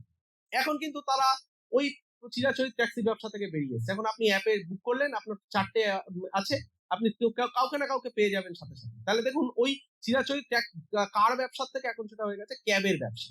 এবং প্রত্যেকটার দুটোর আলাদা আলাদা পার্থক্য। যেমন আপনি যদি ওলা দেখেন আর ইনড্রাইভ দেখেন, তাহলে দুটোর পার্থক্য হচ্ছে, আপনি ওলায় 220 টাকা বলছে, আপনি ভাবতে পারেন আমার তো একটু দর করলে ভালো হয়। ইনড্রাইভ হচ্ছে আপনাকে আবার বলছে যে আপনি দর আলাদা, আপনি একটা রেট দিতে পারেন। ও 220 বলছে, আপনি বললেন আমি 180 দেবো, দেখা গেল মাঝে নেগোসিয়েট হয়ে একটা দাম। অর্থাৎ এই দেখুন ইনোভেটিভ আইডিয়া, অর্থাৎ একটু একটু করে জিনিসটা যেন চেঞ্জ হচ্ছে। এই জিনিসগুলো ধীরে ধীরে ছাত্রছাত্রীদের মাথায় ঢোকানো খুব কঠিন না, এগুলো যাতে ওরা ধীরে ধীরে শুরু করে। এই ইনোভেশন কাউন্সিল যেমন আমাদের যাদবপুরেও আছে, আমাদের কলেজ লেভেলে ইনোভেশন কাউন্সিল, সেরকম স্কুল ইনোভেশন কাউন্সিল। একই ছাতার তলায় আমরা পাচ্ছি হচ্ছে নতুন ধারণা, সৃষ্টিশীল চিন্তার বিকাশ, উদ্যোক্তার মানসিকতা, যেখানে আমার নিজের একটা কোম্পানি হবে, আমার আইডিয়া নিয়ে আমি কাজ করব, সেটার বিষয় থাকবে, বাস্তব সামাজিক সমস্যার উদ্ভাবনী সমাধান, আধুনিক প্রযুক্তি এবং গবেষণায় শিক্ষার্থীদের আগ্রহ বৃদ্ধি এবং স্টার্টআপ প্রতিষ্ঠার জন্য প্রয়োজনীয় দক্ষতা এবং অভিজ্ঞতা অর্জন। জাতীয় সুযোগ রয়েছে, ডিআরডিও, ইসরো, ইপিচি, আইডিয়াথন, এছাড়াও রয়েছে হ্যাকাথন, বিভিন্ন রকম কম্পিটিশন হয়। আপনারা যদি কেউ পেটেন্ট করেন বা কপিরাইট করেন, এখন কেন্দ্র সরকার কিন্তু আপনার যে গভর্নমেন্ট ফিজ, মানে আপনি যদি একটা পেটেন্ট করেন, সেই পেটেন্টার ফিজ যদি 18,100 টাকা হয়, তার মধ্যে 10,000 টাকা হয় হচ্ছে লয়ার চার্জ, আর 8,100 থাকে হচ্ছে গভর্নমেন্টের ফিজ। এই গভর্নমেন্টের ফিজটা কিন্তু আপনি ফেরত নিয়ে নিতে পারেন, মানে গভর্নমেন্ট আপনাকে ফেরত দেবে। এটা কপিলা ফান্ড বলে একটা ফান্ড রয়েছে। তো এখানে যদি আমাদের স্যার ম্যাডামরা অনেকে লেখালেখি করেন, তারা কপিরাইটের ফিজ ফেরত পেতে পারেন, সেম পেটেন্টের ফিজ ফেরত পেতে পারে। এর জন্য গভর্নমেন্ট এই কাজটা আপনারা কিন্তু করতে পারেন। এছাড়াও যদি ওই যে লেখার যে 10,000 টাকা, এটা যদি আমাদের কিছু ছাত্রছাত্রীরা শেখে, মাসে যদি 2টো করেও পেটেন্ট ফাইল করতে পারে, তাহলে তাদের 10,000 20,000 টাকা রোজগার হয়। সেই রকম কিন্তু নতুন নতুন দিগন্ত এখানে রয়েছে। কেন্দ্রীয় স্তরে আইডিয়ার আর্থিক সহায়তা, ইসরো কর্তৃক এই এটিএল ল্যাবগুলোকে অ্যাডাপ্ট করা হবে, এবং 25টির বেশি আইডিয়া যদি আপনার স্কুল থেকে হয়, আপনি সেম একটা ওই এটিএল এর ল্যাব পাবেন। মানে গভর্নমেন্ট বলছে আগে আপনি স্কুলে এই কালচারটা আনুন, তারপরে আমি আপনাকে 10 লাখ কি 20 লাখ টাকা দেব। পরবর্তী আরো কিছু গভর্নমেন্টের, যেমন রাজ্য সরকারের রয়েছে startup Bengal, startup India initiative, seed grant support, MSME ideathon, যেখানে 15 লাখ টাকা পর্যন্ত দেওয়া যায়। এখানে যে কেউ আইডিয়া জমা দিতে পারে, আপনিও যদি কোনো আইডিয়া মনে করেন সেটা জমা দিতে পারেন আমাদের যাদবপুরের নোডাল সেন্টারের থ্রু দিয়ে। হ্যাঁ, রাজ্যের যে কেউ। ডিজিটাল ইন্ডিয়া জেনেসিস, ড্রোন শক্তি, সিএসআইআর এর বিভিন্ন স্কিম রয়েছে, সেগুলো থেকেও আমরা স্কুলে টাকা আনতে পারি। সকালেই স্যাররা এসেছিলেন, আমাদের স্কুল ইনোভেশন কাউন্সিল আন্ডারে ওনারা প্রথম দিকে প্রতিষ্ঠা করেন, এবং ওনারা এরকম বেশ কিছু সিএসআর গ্র্যান্ট বা বিভিন্ন জায়গায় অ্যাপ্লাই করেছেন, এবং তাতে স্কুলের বেশ কিছুটা হেল্প হচ্ছে। এছাড়া মেন্টারশিপ, ইনকিউবেশন নেটওয়ার্ক, ছাত্রছাত্রীরা পরবর্তীতে, মানে ইনকিউবেশন ব্যাপারটা অনেকটা এই, আপনি একটা ব্যবসা নিয়ে এলেন, সমস্যা হয় যে ব্যবসাটা কিভাবে লালন পালন করব, কি কি জায়গায় আমি প্রেজেন্ট করব, তার জিনিসটা তুলে ধরা। তো তো সেইটার জন্য একটা জায়গা তৈরি, ইনকিউবেশন মানে ডিমে তা দেওয়ার মতো স্টার্টআপকে তা দিয়ে ছোট থেকে বড়র দিকে নিয়ে যাওয়া, তার জন্য বিভিন্ন রকম গ্র্যান্ট। তো এখানে এই পুরো স্টেপটাকে আমরা যদি ভাগ করি তাহলে আইডিয়া, আপনি প্রথমে একটা কিছু ভাবলেন, তারপরে সেই জিনিসটাকে উদ্ভাবন করলেন, বানালেন, আইপিআর মানে পেটেন্ট ফাইল করলেন, ইনকিউবেশন সহায়তা নিয়ে আপনি একটা বড় ছোট স্টার্টআপ ব্যবসা, পরে সেটাকে বড়র দিকে নিয়ে গেলেন। তো এই স্টেপটা আমরা বলছি এখানে। আমি কি বলবো, এটা তো আপনারা জানেনই যে আবিষ্কার আর উদ্ভাবন দুটো আলাদা। একদম নতুন যিনি এই মাউথপিসটা একদম এরম বানিয়েছিলেন বা এর থেকেও পুরনো কিছু বানিয়েছিলেন, সেটা ছিল আবিষ্কার, আর সেটা থেকে ইভ্যালুয়েট হয়ে যে নতুন এটা হয়েছে, এটাকে আমরা বলছি হচ্ছে উদ্ভাবন। তাহলে দেখুন, এই যত নতুন নতুন জিনিস হয় তার ডিমান্ড বাড়ে, পুরোনো জিনিসের ডিমান্ড আস্তে আস্তে কমতে থাকে, তাহলে ইনোভেশন জিনিসটা দরকার। ইনোভেটার কারা, যারা এগুলো তৈরি করেছে, যেমন যাদবপুরে রয়েছে শব্দ সন্ধানী ড্রোন। মানে ধরুন একটা ক্লাসে 5 জন ছেলে কথা বলছে, তা আমি ছেলেদের বকছি, তারা আমার কথা শুনছে না, আমি ড্রোন চালালাম, যেখানে শব্দ তার মাথার উপর গিয়ে থেমে গেল, যথারীতি সে এই ভয়ে যথারীতি ক্লাসে চুপ করে থাকে। তো এরকম একটা বানিয়েছে শব্দ সন্ধানী ড্রোন আমাদের যাদবপুরের ছাত্ররা। এই ড্রোনের ছবি, এটা জল দিয়ে চলছে টোটো, সেটা এখানে একটা রয়েছে। এছাড়া হচ্ছে পেটেন্টের বিভিন্ন ভাগ বলি, পেটেন্ট, ট্রেডমার্ক, কপিরাইট। পেটেন্ট হচ্ছে কোনো যন্ত্র হলে সেটা সাধারণত 20 বছরের জন্য আপনার একটা হয়। ট্রেডমার্ক হচ্ছে কোনো ডিজাইন বা কোনো লোগো, যেমন অ্যাপেলের লোগো, ফ্রুটির লোগো বা বিভিন্ন লোগোটা, আমাদের যাদবপুরের লোগো, এগুলো আপনাদের স্কুলের লোগো, এগুলো ট্রেডমার্কের মধ্যে পড়ে। কপিরাইট হচ্ছে আপনার সৃজনশীলতা, লেখা। এছাড়া হচ্ছে ডিজাইন, কোনো কিছু আঁকলে সেটা হয়। জিওগ্রাফিক্যাল আইডেন্টিফিকেশন, যেমন কলকাতার রসগোল্লা, এটা আমরা জিআই ট্যাগ পেয়েছি। ট্রেড সিক্রেট মানে যেমন কোকা কোলা বা পেপসি তৈরি যে ফর্মুলা, সেটা তারা এক্স্যাক্টলি কি রেশিওতে মেশাচ্ছে, তারা তার ট্রেড সিক্রেটটা এক জায়গায় রাখে, এটা রয়েছে। এছাড়াও রয়েছে, যেমন আমরা জানি যে আচার্য জগদীশ চন্দ্র বোস সেই সময় এই পেটেন্ট সম্পর্কে ওনার যে অজ্ঞতা ছিল, তার ফলে উনি বিভিন্ন জায়গায় রিসার্চ পেপার পাবলিশ করছেন, কিন্তু তিনি তার নামে ওটাকে লেখাননি। তার ফলে কি হয়েছে, সেই রিসার্চ পেপারটা দেখা গেল যে দেখে অন্য কেউ একটা সেম মডেল বানিয়ে তার নামে এই যন্ত্রটাকে বানিয়ে দিয়েছে। হয়তো আপনি স্কুলে একটা ছোট মডেল বানিয়েছেন, আপনি ভাবছেন এটা কি নাকি বানালাম, কিন্তু সেইটার পেটেন্ট হয়। যেমন আমি জেমস ক্লিপ বললাম, তার পেটেন্ট হয়। সেরকম অনেক ছোট ছোট যন্ত্রের পেটেন্ট হয়। সেগুলো আপনার একটু পেটেন্ট সার্চ আইপিআর ইন্ডিয়াতে গিয়ে একটু দেখবেন যে আপনাদের যন্ত্রের সাথে কোনো সিমিলার যন্ত্র আছে কিনা, না হলে আপনি কিন্তু পেটেন্টের কথা ভাবতে পারেন। হ্যাঁ, সেরকমই আমাদের ওলে বুল পরবর্তীতে জগদীশ চন্দ্র বোসকে এরকম একটা ফান্ড দেন, নিবেদিতার থ্রু দিয়ে তিনি যোগাযোগ করে দেন যাতে আমরা ইনোভেট পেটেন্ট করতে পারি। এছাড়াও রয়েছে স্টার্টআপ এবং ব্যবসা। স্টার্টআপ হচ্ছে একটা নতুন কিছু উদ্যোগ। আমি এটা আরেকটু ভালো করে একটা উদাহরণের মাধ্যমে বোঝাবো। এন্টারপ্রেনারশিপ সেম, আমরা এই নিচে যে ছবিগুলো দেখলাম, ওলা, উবের, ফ্লিপকার্ট, ওয়ো, ইনড্রাইভ প্রভৃতি, এরা সকলেই হচ্ছে একটা স্টার্টআপ যা পরবর্তীতে এন্টারপ্রেনারের দিকে গেছে। আর এদিকে দেখুন আপনি যদি দেখেন রতন টাটা, ইনি হচ্ছে বিজনেসম্যান, একটা ট্র্যাডিশনাল জিনিস নিয়ে ব্যবসা করেছেন। আর এদিকে উইপ্রো চেয়ারম্যান নারায়ণমূর্তি, উনি হচ্ছেন একটা নতুন দিগন্ত খুলে দিয়েছেন, তাহলে উনি হচ্ছেন এন্টারপ্রেনার। আমি একটা ইনকিউবেশন সেন্টার, এটা আমরা বলেছি, আমাদের যাদবপুরের অলরেডি একটা এরকম ইনকিউবেশন সেন্টার রয়েছে। তাহলে সহজ কথায় বলতে গেলে এরকম আইডিয়া স্টেজ, আইডিয়াটা নিয়ে তবে আপনি টিঙ্কারিং ল্যাবে করতে পারবেন। আগে গভর্নমেন্ট টিঙ্কারিং ল্যাব দিচ্ছিল, এবং তার ফলে দেখা যাচ্ছিল যে আইডিয়া না আসলে টিঙ্কারিং ল্যাবেও কাজটা কি করবে, তার ফলে এই কাজগুলো সীমিত হয়, সেটার জন্য চেঞ্জ। আমার একটা উপলব্ধি আপনাদের সামনে তুলে দিচ্ছি। এই বছর মানে মে মাসের 11 তারিখ আমি আমার বাবাকে হারিয়েছি। আমার বাবা টানা 2 বছর প্যারালাইসিস পেশেন্ট ছিলেন, ওনার একটা দিক প্যারালাইসিস হয়ে গেছিল, উনি বিছনায় শয্যাশায়ী থাকতেন।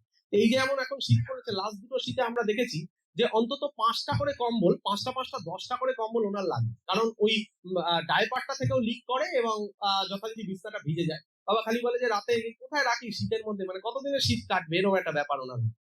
তো দেখুন এখন এরকম যদি হয়, যিনি ব্ল্যাঙ্কেট আবিষ্কার করেছেন সেটা একটা ঐতিহাসিক আবিষ্কার। এবার আমার মতো যাদের বাড়িতে পেশেন্ট রয়েছে, তাদের কি কম্বল দরকার, ভিজে গেলে দ্রুত শোকায়, সহজে ধোয়া যায় এবং যথেষ্ট উষ্ণ এবং মধ্যবিত্ত নাগালের মধ্যে, এইটা। তাহলে এইটা মনে করুন আমি কাউকে বললাম যে আমি এই আইডিয়াটার উপর কাজ করছি, এই আইডিয়াটা আপনাদের কোনো ছাত্রদল সমাধান করবে, সেখান থেকে নতুন আইডিয়ার জন্ম হবে। তাহলে সেইটা হলো আইডিয়া, এবং সেটা যদি নতুন উপাদান, নতুন ডিজাইনে হয়, তাহলে ও একটা ইনভেন্টর এবং জিনিসটাকেও পেটেন্ট দিচ্ছে। এবার আমি স্টার্টআপ আর বিজনেসের পার্থক্য করছি। আজকে এখানে এই ঘরে যতজন রয়েছে, আমি মনে করুন যেমন কাশ্মীরি আলার আগে কম্বল বিক্রি করতো, আমি এখানে যদি কম্বল নিয়ে আসি, আপনাদেরকে বলি স্যার বা ম্যাডাম আমার থেকে একটা কম্বল কিনুন, আপনারা হয়তো এখানে কেউ কিনবেন না, কারণ বলবেন যে আমার ঘরে অলরেডি একটা কম্বল এরকম রয়েছে, না? কিন্তু আমি যদি এরকম বলি যে আমি এমন একটা কম্বল বানিয়েছি, এরকম ভাবে প্যারালাইসিস পেশেন্টদেরকে আপনাদের লাগতে পারে, হতে পারে আপনাদের এখানে একজন কি দুজনের বাড়িতে এরকম পেশেন্ট রয়েছে, আপনারা কিনলেন, তাহলে দেখুন আমি 2 ধরনের কম্বল আনলাম, যেটা ইনোভেটিভ কম্বল, সেটা কিন্তু ইনস্ট্যান্ট বিক্রি হলো অন্তত 2 পিস। এরকম যদি স্যার বলেছেন যে এরকম প্রত্যেক মাসে 1000 অন্তত শিক্ষক শিক্ষিকারা আসবেন। আমি যদি এরকম প্রত্যেকদিন 2টো করে কম্বল বিক্রি করতে পারি, তাহলে দেখুন আমার এখান থেকে একটা তৈরি হলো। তাহলে ইনোভেটিভ জিনিসের কিন্তু চাহিদা আমাদের বাজারে রয়েছে। তাহলে ব্যবসা এবং স্টার্টআপ এই দুটোর পার্থক্য আমি বোঝাতে পারলাম, যেটা চিরাচরিত থেকে আলাদা। হ্যাঁ, এবং চিরাচরিত ব্যবসায় আপনি যদি মনে করুন যে কেউ একটা সেলুন আছে, আপনি পাশে একটা সেলুন খুলেছেন, তাহলে সেই সেলুনে কিন্তু সাধারণত কাস্টমারটা ভাগ হলো, তখন সেখানে যে অতটা জানে না, যে শিক্ষিত নয়, সেও সেখানে যাবে, রাজনৈতিক বিভিন্ন ব্যাপার আসবে। কিন্তু আপনি যদি নতুন কিছু করেন, তখন সেখানে কিন্তু অন্য লোক সেরকম ঢুকতে পারছে না, কারণ সে তো ওই টেকনোলজিটা ধরতেই পারছে না, বা প্রবলেমটা আইডেন্টিফাই করে তবে কাজটা যদি করে। তো এইভাবে যদি সে এই নতুন ব্যবসায়িক কৌশল মডেল এগুলো নেয়, সে হবে এন্টারপ্রেনার। তাহলে আমি ওই কম্বল নিয়ে যদি অন্তত 1 বছর ব্যবসা করতে পারি, তখন আমি আর বিজনেসম্যান না, আমাকে বলা হবে এন্টারপ্রেনার।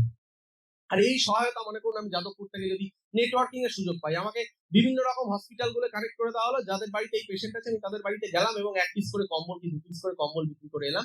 তাহলে এটা হলো নেটওয়ার্ক। এই পুরো জিনিসটা হেল্প করা হচ্ছে ইনকিউবেশন সেন্টার।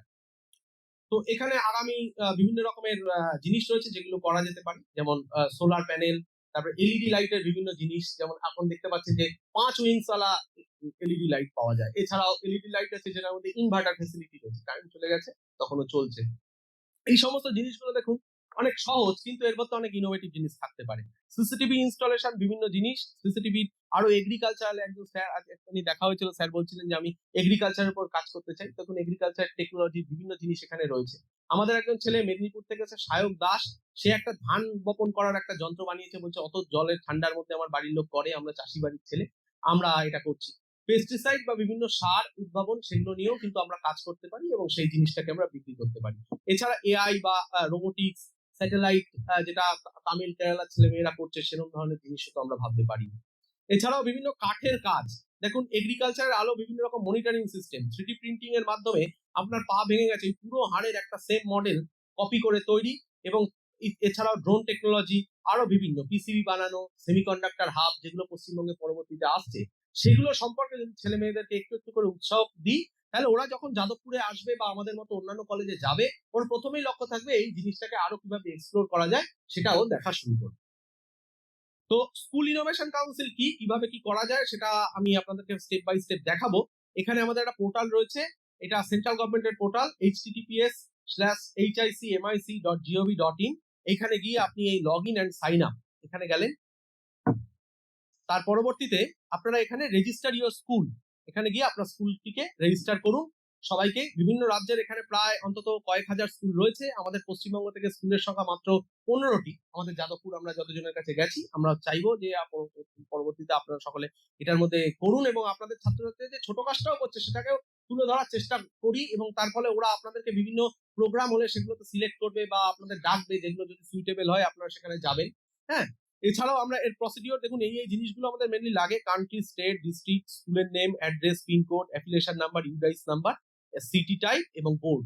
এই নিচে যে দুটো রয়েছে দুটোকে ডিসেবল করতে হবে, কারণ কেভি এবং আর্মি স্কুলগুলোই শুধুমাত্র পিএমসি স্কুল, তাহলে আমাদের এটা পিএমসি নয়, তাহলে পিএমসি অফ থাকবে। আর 242টি স্কুল যাদের এটিএল আছে তারা এই এটিএল স্কুলটিকে অন করবেন, বাকিরা সকলে ডিসেবল রাখবেন। প্রিন্সিপালের ডিটেলস দিয়ে এখানে গেট ভেরিফিকেশন কোড করলে আমরা এখান থেকে একটা আপনাদের মেলে যে রেজিস্টার মেল আইডিটা দিচ্ছেন, সেই রেজিস্টার মেল আইডিটাই আপনাদের কাছে একটা লিংক যাবে।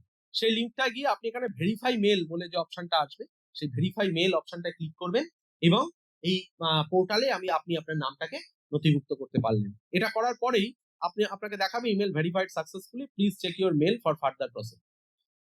এখানে গিয়ে আপনি এখানে একটা এসআইসি আন্ডারটেকেন ফর্ম পোর্টালি পাওয়া যায় ডাউনলোড সেকশনে, সেটা ডাউনলোড করবেন। এটাকে স্কুলের লেটার হেডে আপনি পুরো জিনিসটাকে ছাপিয়ে নিলেন, এটা কনসেন্ট দিলেন, হ্যাঁ আমরা স্কুলে এরকম স্কুল ইনোভেশন কাউন্সিল তৈরি করছি, সেই কনসেন্টটা আপনি দিলেন এবং সেখানে এখানে এইটার লেখা মোটামুটি থাকে, এটা হেড স্যারের বা প্রিন্সিপালের স্ট্যাম্প দিয়ে লেটার হেডে আমরা যদি জমা দেই, স্কুলের নাম, ডিস্ট্রিক্ট ইত্যাদি দিয়ে, তার পরবর্তীতে এখানে আবার একটা মেল পাবেন যে আপলোড ইউর আন্ডারটেকিং ফর্ম। এখানে আপনারা এই আপনাদের আন্ডারটেকিং ফর্মটিকে এখানে আপলোড করে দিতে পারেন। আপলোড করে দেওয়ার সাথে সাথেই আপনারা দেখতে পাবেন যে এখানে ফাইলটা চুজ এন ইউর ফাইল এবং এখানে আপনি এটা আপলোড করলেন, আপলোড ফাইল সাকসেসফুল। এবার এখানে আপনাকে আবার লগ ইন করতে বলবে, এখানে আপনার আইডি পাসওয়ার্ড দিয়ে লগ ইন করবেন। অনেক সময় পাসওয়ার্ড যদি কাজ না করে বা গন্ডগোল হয়, তাহলে এখানে ফরগট পাসওয়ার্ড বলে আপনি নতুন করে পাসওয়ার্ড তৈরি করলেন। এখানে আপনি দিলেন সেন্ড ওটিপি, এখান থেকে আপনি মেলে একটা ওটিপি যাবে, দিয়ে নতুন করে পাসওয়ার্ড আপনি সিলেক্ট করলেন। পাসওয়ার্ড সিলেক্ট করার পরে যে আপনার স্কুল ইনোভেশন কাউন্সিলটা ফরমেশন হয়ে গেছে, এবার আপনি এরকম ভাবে এটাকে লগ ইন করবেন। লগ ইন করার পর আপনারা এই দিকটা যদি দেখেন তাহলে দেখতে পাবেন my council, my profile, activity calendar, innovation contest. এই যে ইনোভেশন কন্টেস্ট, এইখানে আপনাদের বিভিন্ন কন্টেস্ট যেগুলো কেন্দ্রীয় স্তরে হচ্ছে সেগুলোকে আপনারা দেখতে পাবেন, এবং এখানে আপনারা তো আপনাদের আইডিয়া গুলো জমা দেবেন। তার আগে আপনারা বলি কিভাবে কমিটিটা ফর্ম করবেন। প্রথমে এক্সিকিউটিভ মেম্বার যেখানে রয়েছে, এখানে প্রিন্সিপালের নেম, একজন উৎসাহী টিচারকে যিনি কনভেনার বা অ্যাক্টিভিটি কোঅর্ডিনেটর হিসেবে থাকবেন। এর পরবর্তীতে আরো টিচার মেম্বার বিভিন্ন দায়িত্ব দিয়ে তাদের রাখা যাবে। সেম ভাবে থাকবে হচ্ছে স্টুডেন্ট মেম্বার থাকলো। তারপরে এখানে বেশ কিছু স্টুডেন্ট মেম্বারের নাম। তার পরবর্তীতে এখানে আমি দেখবো এক্সপার্ট মেম্বার, এখানে আমাদের যাদবপুর থেকে হতে পারে বা বিভিন্ন জায়গা থেকে যারা এইসব কাজের সাথে উৎসাহী বা যুক্ত, এরকম কয়েকজনকে রাখলেন ওই শিক্ষকের সাথে। তাদের যেমন আমাদের যাদবপুরের বিভিন্ন রিসার্চ স্কলারদের যদি রাখা যায় বা বিভিন্ন কলেজে, তারা মাঝে মাঝে এসে তাদের ভাই বোনেদের সাথে ইন্টারঅ্যাক্ট করে এই ধরনের কাজগুলোকে আরো এগিয়ে নিয়ে যেতে পারে। এছাড়া এরকম একটা সার্টিফিকেট পাবেন, এই সার্টিফিকেটটা আপনাদের স্কুল ইনোভেশনের এস্টাবলিশমেন্ট সার্টিফিকেট, এটা আপনারা রেখে দেবেন আপনাদের কাছে। অ্যাক্টিভিটি ক্যালেন্ডার, এখানে বিভিন্ন ধরনের অ্যাক্টিভিটি হয়, যেমন session on design thinking, innovation, problem solving. আপনাদের যখন স্কুলে যে প্রোগ্রামগুলো হয় তার মাঝে ছোট ছোট করে এরকম প্রোগ্রাম যদি করেন, সেই প্রোগ্রামের স্টুডেন্টদের প্রেজেন্টের কয়েকটা ছবি এবং সেটা একটা ছোট রিপোর্টের মতো লিখে যদি আপলোড করেন, তাহলে এখানে আপনাদের এই সেশনটা এটা হয়ে যাবে। এখানে বিভিন্ন সেশন আপনারা করতে পারবেন, এরকম ধরনের সেশন রয়েছে। এর পরবর্তীতে এখানে design thinking and innovation, problem solving, যে প্রবলেম বা স্টুডেন্টরা বানিয়েছে সে কিছু ছবি দিয়ে, ভিডিও দিয়ে, কজন স্টুডেন্ট মেম্বার আছে তার ডেসক্রিপশন আপনারা এই প্রজেক্ট গুলো জমা দিতে পারেন। ইনোভেশন কনসেপ্ট 3 ধরনের হয়, আইডিয়া লেভেল আছে, প্রুফ কনসেপ্ট বা প্রোটোটাইপিং মানে যন্ত্রটা তৈরি হয়েছে সেই লেভেল, আর বিজনেস মডেল মানে স্টার্টআপ লেভেল। কোন লেভেলে আপনি আছেন সেই অনুসারে আপনি এখানে এইগুলোকে সাবমিট করতে পারবেন। তো আপনারা বেশ কিছু আইডিয়া আপনার স্কুলে যেগুলো তৈরি হচ্ছে, মনে করেন খুব ছোটই একটা কাজ হয়েছে, সেই কাজগুলোকে আপনারা এখানে জমা দিন। মানে অন্তত কেন্দ্রীয় স্তরে উঠুক আমাদের রাজ্যে এই ধরনের কাজগুলো হয়, একটা ব্যাংকের মতো অন্তত হোক, তারপরে সেটা যাতে আমরা অন্তত আমাদের আইডিয়া থান নেক্সট প্রোগ্রামে যাতে আমরা পশ্চিমবঙ্গ থেকে বেশ কিছু স্কুলকে দেখতে পাই, বেশ কিছু ছাত্রছাত্রীকে দেখতে পাই, তবে আমাদের ভালো লাগবে আর কি কাজটা। এখানে কিভাবে আইডিয়া সাবমিট করা হয় তার যেমন আইডিয়া টাইটেল, যেমন আমার মনে করুন innovative blanket for paralysis patient, আপনি নাম দিলেন, থিম দিলেন একটা কিছু, হ্যাঁ, তারপর ডেসক্রিপশন, টিম লিডারের নেম, টিচারের নেম, জেন্ডার, এরকম দিয়ে একটা ছোট দল, সেখানে 2 জন টিচার এবং ধরুন 3 জন ছাত্র, 5 জনের একটা দল হয়েছে। এবং এই কাজটার পরবর্তীতে আপনি পেটেন্ট করলেন, এবার স্টার্ট আপ করছেন, স্টুডেন্টটা পাস করে গেল বা 18 হয়েছে, এরকম অবস্থায় আপনারা একটা কোম্পানি ফর্ম করলেন, তাহলে 5 জন আপনারা কোম্পানির মেম্বার রয়েছেন। শিক্ষক শিক্ষিকারা যারা অলরেডি একটা জায়গা থেকে স্যালারিড পার্সন, তারা নন এক্সিকিউটিভ ডিরেক্টর হতে পারে, অর্থাৎ আপনারা আপনাদের স্যালারিটা প্রত্যেক ক্ষেত্রে স্টার্ট আপকে ডোনেট করছেন, আফটার রিটায়ারমেন্ট আপনারা টাকা নিতে পারেন, তার আগে ওটা স্টার্ট আপ ডেভেলপমেন্ট হচ্ছে।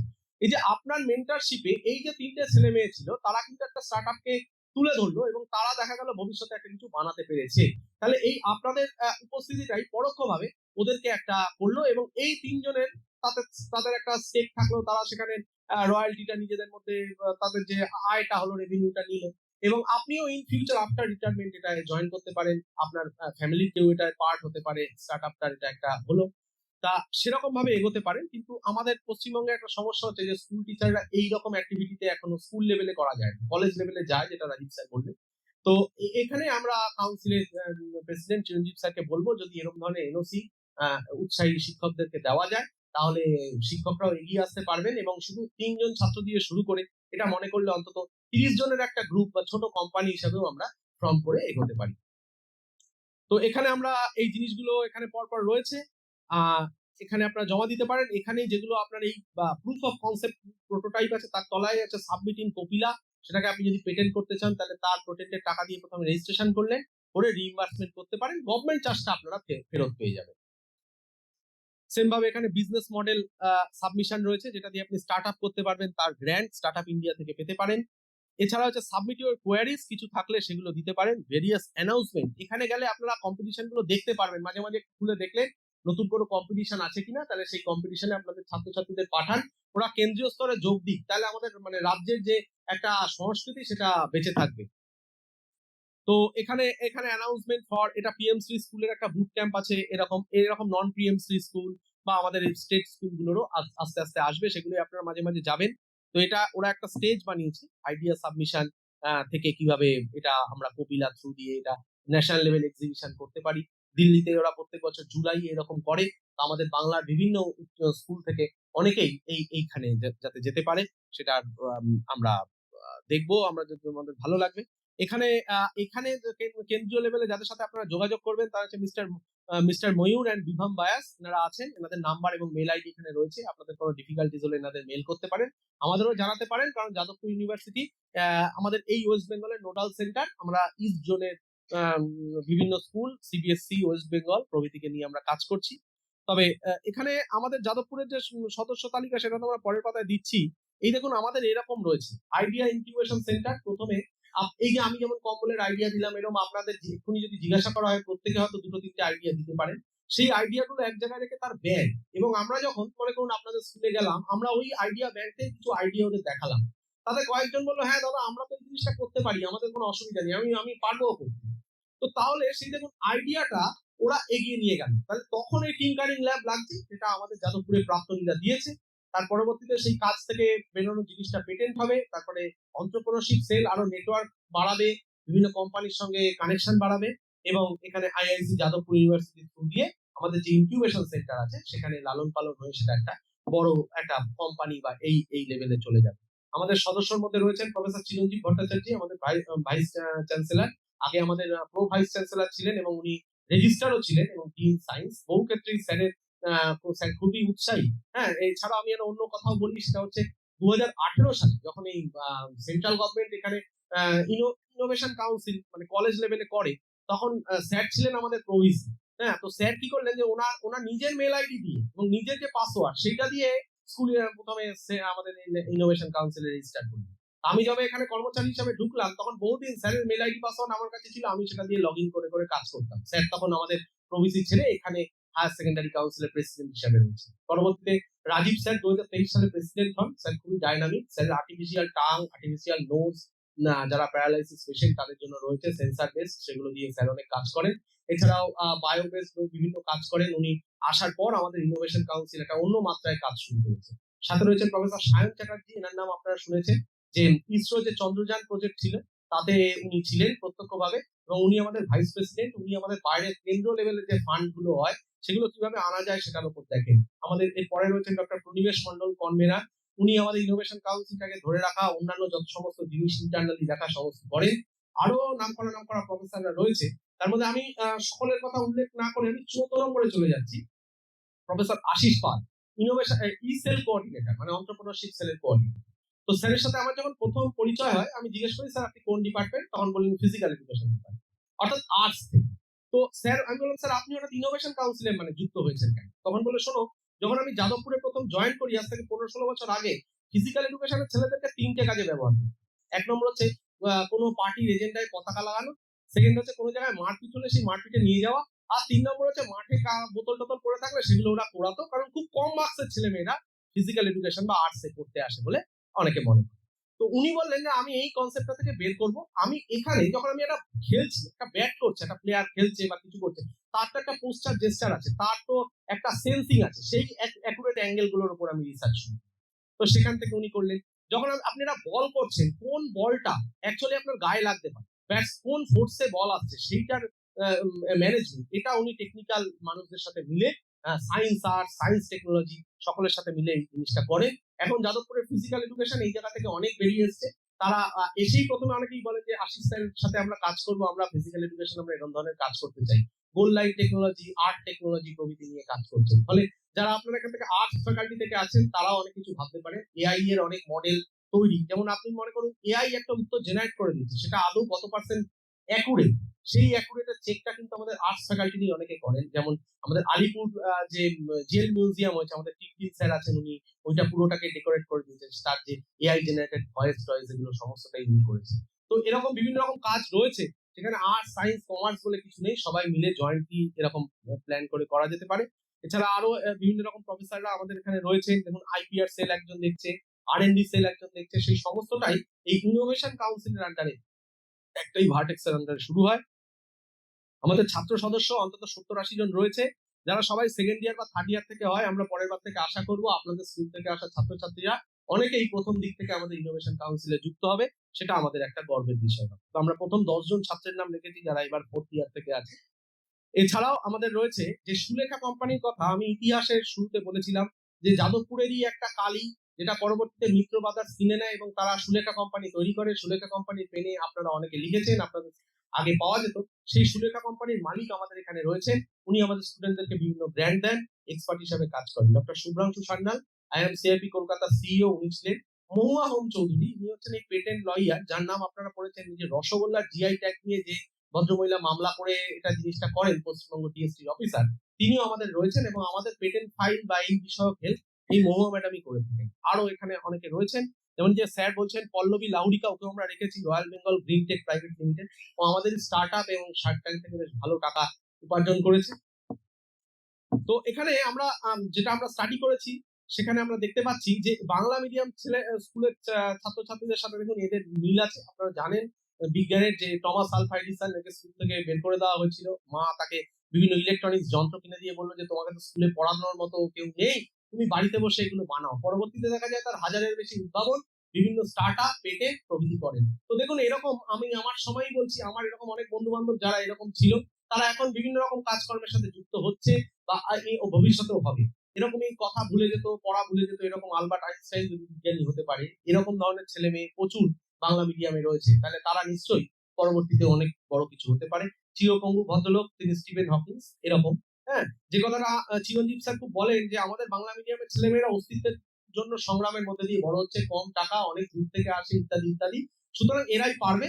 এবং আমাদের পুরোনো দিনে যেমন বাঙালির রক্তে ব্যবসা হয় না, এই কনসেপ্টটা যে আগে ছিল না, আমরা বাঙালিরা করতে পারতাম, সেইটা আবার ফিরে আসবে। আমি পাশে ছবিটা রেখেছি, এর আগে একটা সেশনে অন্য জায়গায় আমাকে বললো যে তুমি বিবেকানন্দের ছবি হঠাৎ করে এখানে কেন রেখেছো। তো আপনি যদি ভালো করে দেখেন এই যে স্টার্ট আপ কনসেপ্টটা, এখানে এই যে একটা সোসাইটি ফর্ম করতে হবে, সেই সোসাইটি থেকে আপনি মানুষকে হেল্প করবেন, এই কনসেপ্টটা কিন্তু দেখুন আমাদের বাংলায় রামকৃষ্ণ মিশন এটার মাধ্যমে শুরু হয়। হ্যাঁ, তো দেখুন সেটা কিন্তু অনেকটা এই ইনোভেশন স্টার্ট আপেরই একটা পুরনো অবস্থা, যেটা নিয়ে আজকের দিনে আমরা বর্তমানে কাজ করছি। হ্যাঁ, সেটা কিন্তু এরকমই একটা সেবার জন্য তৈরি হওয়া, যেখান থেকে অনেক কিছু হয়, যেখানে স্কুল আছে, কলেজ আছে, কোম্পানি আছে, ট্রেনিং সেন্টার আছে, ইত্যাদি ইত্যাদি। এই স্কুল ইনোভেশনে আজকে আমি এখানে বসে এত কথা বলছি, আমার খুব আনন্দ হচ্ছে। আমার শিক্ষক শিক্ষিকা সম মানুষদেরকে আমি এরকম ভাবে বলছি, আমি জানি না, যেহেতু আমার প্রেজেন্টেশন বা খুব একটা স্কিল হাইফাই নয়, তো আমি অতটাও বলতে জানি না কিরকম পারছি। কিন্তু প্রথম স্টেপ থেকে বলি, 2024 সালে আমি এর সাথে সাথে ওই টেকনোলজির সাথে সাথে আমি মানে কিছুটা ভালোবেসেই রামকৃষ্ণ মিশনের এক মহারাজ প্রভানন্দজি মহারাজ, ওনার অনুপ্রেরণায় আমি ব্যাচেলর অফ সোশ্যাল ওয়ার্ক, ওনাকে প্রশ্ন করেছিলাম যে মহারাজ সবচেয়ে পুরনো পড়াশোনা কি। যখন অঙ্ক করতে গেছি, অঙ্কের স্যার বলেছে যে অঙ্কই হচ্ছে সবচেয়ে পুরনো পড়াশোনা। বাংলার স্যার বলেছে বাংলা। তো যে সাবজেক্টই পড়তে যায়, সে স্যার বলে এটাই বেস্ট সাবজেক্ট। তো এটাই কি সত্যি? তখন উনি বললেন হ্যাঁ, কিছুটা তো তা ঠিক, কিন্তু একটা হচ্ছে সমাজ গঠন। মানুষ যবে থেকে সমাজ তৈরি করতে শিখেছে, সমাজ যবে থেকে তৈরির কথা এসছে, আমি যখন থেকে ভবিষ্যৎটা বোঝাতে পারি। আপনি একটা ছাত্রকে কন্ট্রোল করতে পারছেন না, আপনি বলুন যে ভবিষ্যতে, আমরা তখন একটাই বলি, দেখ না তোর বড় হলে কি হয়। তো সেই ভয় থেকে ভবিষ্যৎ যখন ওর মাথায় ঢুকবে, তখনই তাকে আপনি কন্ট্রোল করতে পারবেন। তো সমাজ গঠন ওনার মতে পুরনো পড়াশোনা। আমি ভালোবেসে সেই ব্যাচেলর অফ সোশ্যাল ওয়ার্ক ডিগ্রিতে ভর্তি হই। তো ফাইনাল ইয়ার প্রজেক্ট 2024 সালে ডিস্টেন্সে করতাম মাস্টার্স এর সাথে সাথে। তো ফাইনাল ইয়ার প্রজেক্টটা আমাকে বললো, কাজ দিল যে কমিউনিটি অর্গানাইজেশন, মানে কমিউনিটিতে গিয়ে একটা তুমি কিছু অর্গানাইজ করো, নতুন কিছু। তো আমি বললাম স্যার আপনি তো এরকম, আমি তখন স্টাফ হিসেবে যাদবপুরে ইনোভেশন কাউন্সিলে থাকি। তো স্যারকে বললাম স্যার আমরা যদি স্কুলগুলো গিয়ে কমিউনিটি করি, কারণ আমি ইনোভেশন স্টার্টআপ যাদবপুরে করতে এসে দেখছি সেকেন্ড ইয়ার থার্ড ইয়ারের আগে কেউ কাউকে পাই না, অথচ ফার্স্ট ইয়ারের ছেলেমেয়েরা খুব ভালো হয়। তো স্যার বললো ঠিক আছে তাহলে যাও। প্রথম গেলাম নিজের স্কুল, কল্যাণনগর বিদ্যাপীঠ, খড়দা। তো আমি এখানে 11-12 পড়েছি, আর তার আগে পড়েছি সোদপুর হাই স্কুলে। সোদপুর হাই স্কুলে যদি ওরকম ATL এর মতো আছে। কল্যাণনগর বিদ্যাপীঠ যখন গেলাম, সেখানে স্যার বললেন আরে তোমরা এইসব কি করছো, যাদবপুর মানেই তো রাজনৈতিক প্রতিষ্ঠান, তোমাকে একটা 10,000 স্কয়ার ফিটের জায়গা দেবো, তুমি তো রাজনীতি করতে শুরু করো। যাই হোক, বিভিন্ন কারণে আমরা নিজের স্কুলে প্রথমে আমি ইনোভেশনটা করতে পারিনি। তার পরবর্তীতে মানে ইনোভেশন কাউন্সিল রেজিস্ট্রেশন হয়নি। পরবর্তীতে আমাদের বিদ্যালয়ের শিক্ষক শ্রী কিষাণু ভট্টাচার্য, উনি বলেন দেখ তুই যেটা আমাদের যে ব্রোশিওরটা বানিয়েছিস সেটা বড্ড মানে ফিকে আর কি, একটু ভালো করে তোকে বানিয়ে দেবো। আমি মেটেরিয়াল গুলো দিলাম, উনি খুব সুন্দর করে সেগুলো বানিয়ে দিলেন, ওই স্কুলেরই স্যার। এবং চিরঞ্জিত স্যারকে বললাম স্যার এরকম হলো। স্যার বললো কেন এরকম, আমি ইনোভেশন কালচারটা প্রমোট করার জন্য উৎসাহী, তুমি এরকম হচ্ছে দাঁড়াও, তোমাকে আমি একটা লেটারের অ্যারেঞ্জমেন্ট করে দিচ্ছি, তুমি এই লেটারটা ওই তোমার ব্রোশিওরে অ্যাড করে দেবে, আশা করছি কোনো স্কুল আর রিগ্রেট করবে না। তো আগেই বলেছি স্যার 18তে ইনোভেশন নিয়ে এক ছাত্রতলায় কাজ করেন। যাই হোক, স্যারের আশীর্বাদে বা সকলের ভালোবাসায় 25টা স্কুলে ইনোভেশন তৈরি করতে পারি। এবং এই 25টার মধ্যে 15টা বাংলা মিডিয়াম, 10টা ইংলিশ মিডিয়াম। নীতি আয়োগের অনুরোধে 4টে স্কুলে অটল টিঙ্কারিং ল্যাবের মেন্টার, মানে 242 থেকে 4টে হতে পেরেছি। তারপর হচ্ছে পূর্ব ভারতে যে স্কুল ইনোভেশন পোর্টালের 3 দিনের রিপিচিং সেশন এবং আমাদেরকে নোডাল সেন্টার হিসাবে একটা স্বীকৃতি দেওয়া, হ্যাঁ, সেটা কেন্দ্র সরকার থেকে দেয়। পরবর্তীতে সিবিএসসি ডিরেক্টর বলেন যে 100টির বেশি প্রিন্সিপালকে নিয়ে আমরা এরকম একটা এক্সপোজার ভিজিট করবো, যাদবপুর তার ইনোভেশন স্টার্টআপ তুলে ধরবে। তাহলে আমরা 2 দিন করি, প্রথম দিন 100 জনের মধ্যে 70, দ্বিতীয় দিন 100 জনের মধ্যে 82 জন আসে। শুধু পশ্চিমবঙ্গ নয়, পশ্চিমবঙ্গ ছাড়াও উড়িষ্যা, ঝাড়খণ্ড, আশপাশের বিভিন্ন রাজ্য থেকেই আসে। এছাড়া পিএমসি স্কুল অর্থাৎ যেগুলো আর্মি স্কুল, কেভি এগুলো রয়েছে, এরকম বেশ কিছু স্কুলের মেন্টর হিসেবে আমরা যুক্ত হয়েছি। এর পরবর্তীতে হায়ার সেকেন্ডারি কাউন্সিলের ডক্টর প্রিয়দর্শিনী মল্লিক মহাশয়ের অনুপ্রেরণায় হায়ার সেকেন্ডারি কাউন্সিল আমাদের প্রেসিডেন্ট চিরঞ্জীব স্যার এবং আশুতোষ কলেজের অধ্যাপক শ্রী অমিতাভ ঘোষ স্যারের উদ্যোগে আজ আপনাদের সামনে এসে এই আমার ভিউটা 2-4 কথায় বলতে পেরেছি। বর্তমানে আমরা আমাদের যদি মেল আইডিটা আপনাদের দেখাই, 150 বেশি স্কুল থেকে আমাদের বলছে আপনারা এসে আমাদের স্কুলে একটা লেকচার সিরিজ দিন আর স্কুল ইনোভেশন বলুন। তো চিরঞ্জীব স্যার যখন ভিসি হলেন, আমি স্যারকে বললাম স্যার এই 150 স্কুল থেকে রিকোয়েস্ট এসেছে আপনার ওই লেটার দেখে, কিন্তু আমি তো এখন স্কুলগুলো যেতে পারছি না, এখন আবার অন্যরকম ব্যবস্থা হয়ে গেছে।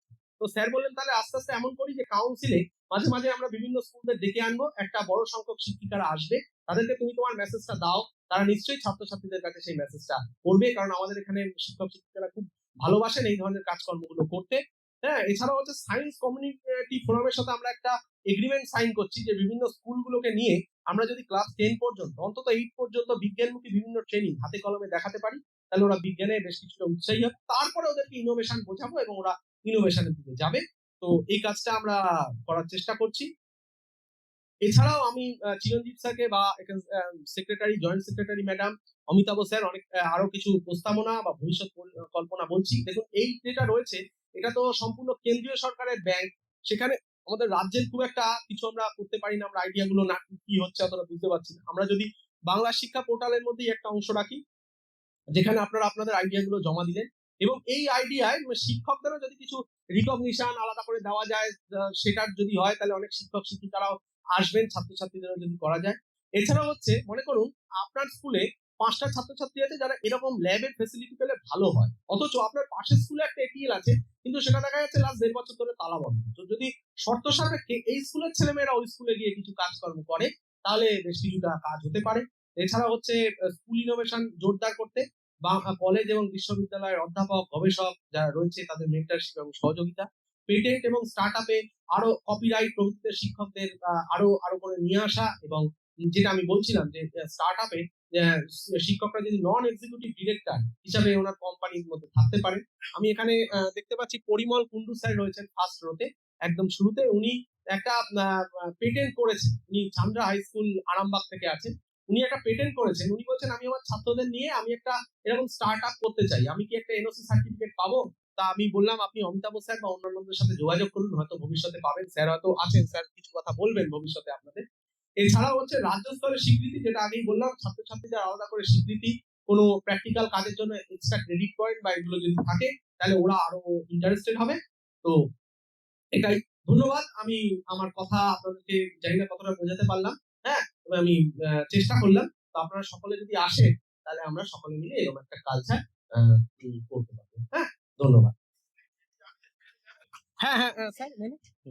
আমি আরেকটা জিনিস একটু দেখাচ্ছি আমাদের যাদবপুরের, এটা আপনারা একটু দেখতে পারেন, আমাদের সব ডিটেলস এখানে রয়েছে। আগেরবার আমি দেখাতে এটা ভুলে গেছি, তাতে অনেকে জিজ্ঞেস করছিলেন যে আমরা কিভাবে রিচ করবো বা কিছু, এটা একটু দেখে দিচ্ছি। আইআইসি জেইউ বলে আপনারা সার্চ করলেন, সার্চ করার পরে আপনারা এই পোর্টালটা খুলে যাচ্ছে। পোর্টালটা সরকারি তো একটু স্লো হয়, যাই হোক এখানে এই যে সমস্ত রয়েছে, idea incubation centre, IIC, IPR cell, e cell, tinkering lab, startup policy, আমাদের কিরকম পলিসি রয়েছে, হ্যাঁ, তারপরে patent policy, incubation centre, event gallery, এগুলো আপনারা গেলে ছবি দেখতে পারবেন। আমাদের ভিশন মিশন এই সমস্তটা রয়েছে। এখানে আমরা এই টিআরএল এমআরএল মানে টেকনোলজি রেডি, আপনি যে জিনিসটা বানিয়েছেন সেটা টেকনোলজি কোন জায়গায় রয়েছে সেটা, আর হচ্ছে মার্কেটিং যে অবস্থা সেগুলোর ভিডিও রয়েছে বেশ কিছু, আপনারা দেখতে পারেন। এখানে আমাদের এই প্রত্যেকটার যে কি ব্যবস্থা সেটা আমরা এখানে দেখাচ্ছি। এছাড়াও এখানে বিভিন্ন ক্লাব রয়েছে, স্টুডেন্টরা এসে ডিরেক্টলি ফার্স্ট ইয়ারের পর এই ক্লাবগুলো জয়েন করে, আপনাদের ছাত্ররা তারা এসে এই ক্লাবগুলো বেশ ভালো কাজ করে। আমরা এরকম রোবোটিক্স, মোটরস্পোর্ট ক্লাব, ছোট ছোট গাড়ি তৈরি করেছে, ইসরে স্টুডেন্ট চ্যাপ্টার, এরোস্পেস ক্লাব, এছাড়াও ফাইন্যান্সের ওপর ক্লাব আছে, ইসেল বডি তো বলাই হয়েছে, মেকাট্রনিক্স ক্লাব। এই ক্লাবের ছেলেমেয়েরাও বেশ উৎসাহী, আমরা চাই এরা পরবর্তীতে আপনাদের স্কুলে যাক, গিয়ে বিভিন্ন ট্রেনিং দিক।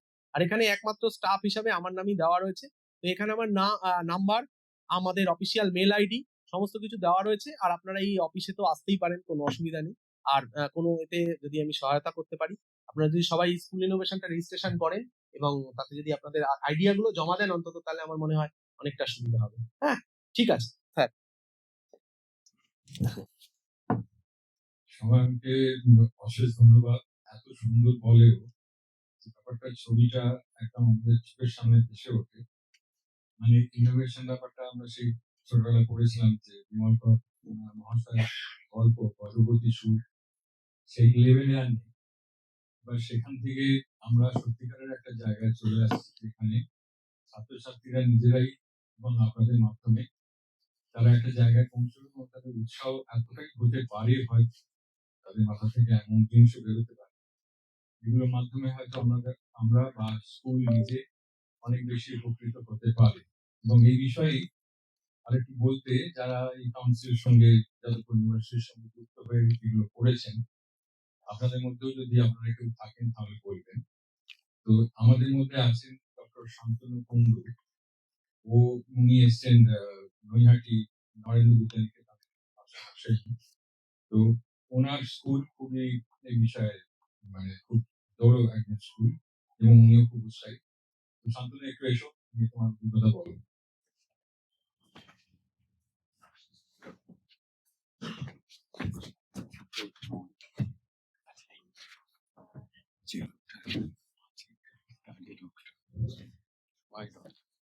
মঞ্চে উপস্থিত সামানবাবু আছেন, স্যার তো চলে গেছেন, আজকে চলে গেছেন।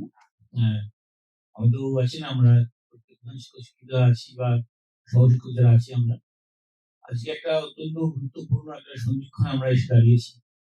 উচ্চ মাধ্যমিক শিক্ষা সংসদে আমাদের এতদিন পর্যন্ত ধারণা ছিল যে শুধুমাত্র পরীক্ষা, হায়ার সেকেন্ডারি বা ইলেভেনের পরীক্ষা পরিচালনা করা এবং সে বিষয়ে কাজ করার মধ্যে দিয়েই তাদের কাজে সীমাবদ্ধ ছিল। কিন্তু বিগত 2 বছর ধরে আমরা দেখছি তার একটা আমূল পরিবর্তন হয়েছে। আর হায়ার সেকেন্ডারি কাউন্সিলের এবছর 75তম বর্ষপূর্তিও আছে।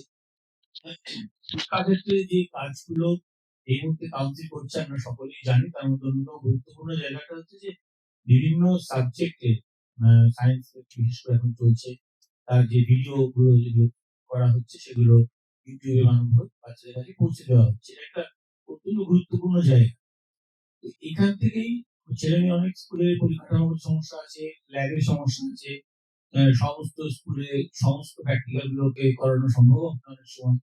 সেই জায়গাটায় প্র্যাকটিক্যাল গুলোকে একদম সিলেবাস অনুযায়ী ধরে ধরে তার ভিডিওগ্রাফি হচ্ছে এবং সেগুলো স্টুডেন্ট দেখতেও পাচ্ছে।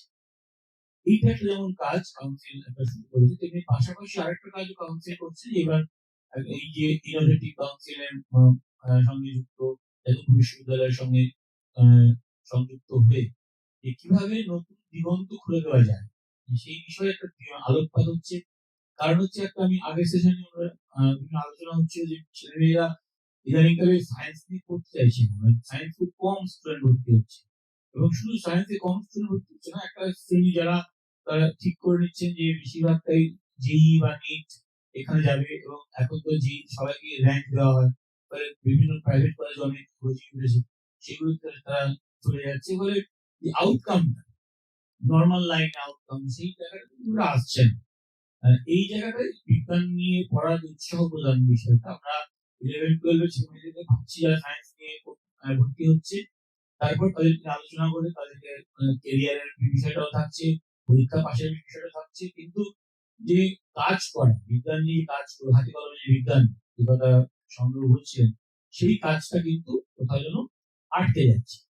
আমাদের লক্ষ্যমাত্রাটা হওয়া উচিত, আমাদের টার্গেট স্টুডেন্টটা হওয়া উচিত সেটা কিন্তু 11-12 নয়, আমাদের টার্গেট স্টুডেন্ট হওয়া উচিত ক্লাস 8 থেকে। যদি আমি বাচ্চাকে এই বিজ্ঞানের প্রতি আকর্ষিত করতে পারি, তাহলে পরে তার মধ্যে যে পোটেনশিয়ালটি আছে সেটাকে আমরা বের করতে পারি, তাহলে পরে একটা বাচ্চাকে আমি 4 বছর ধরে নারিশ করতে পারছি।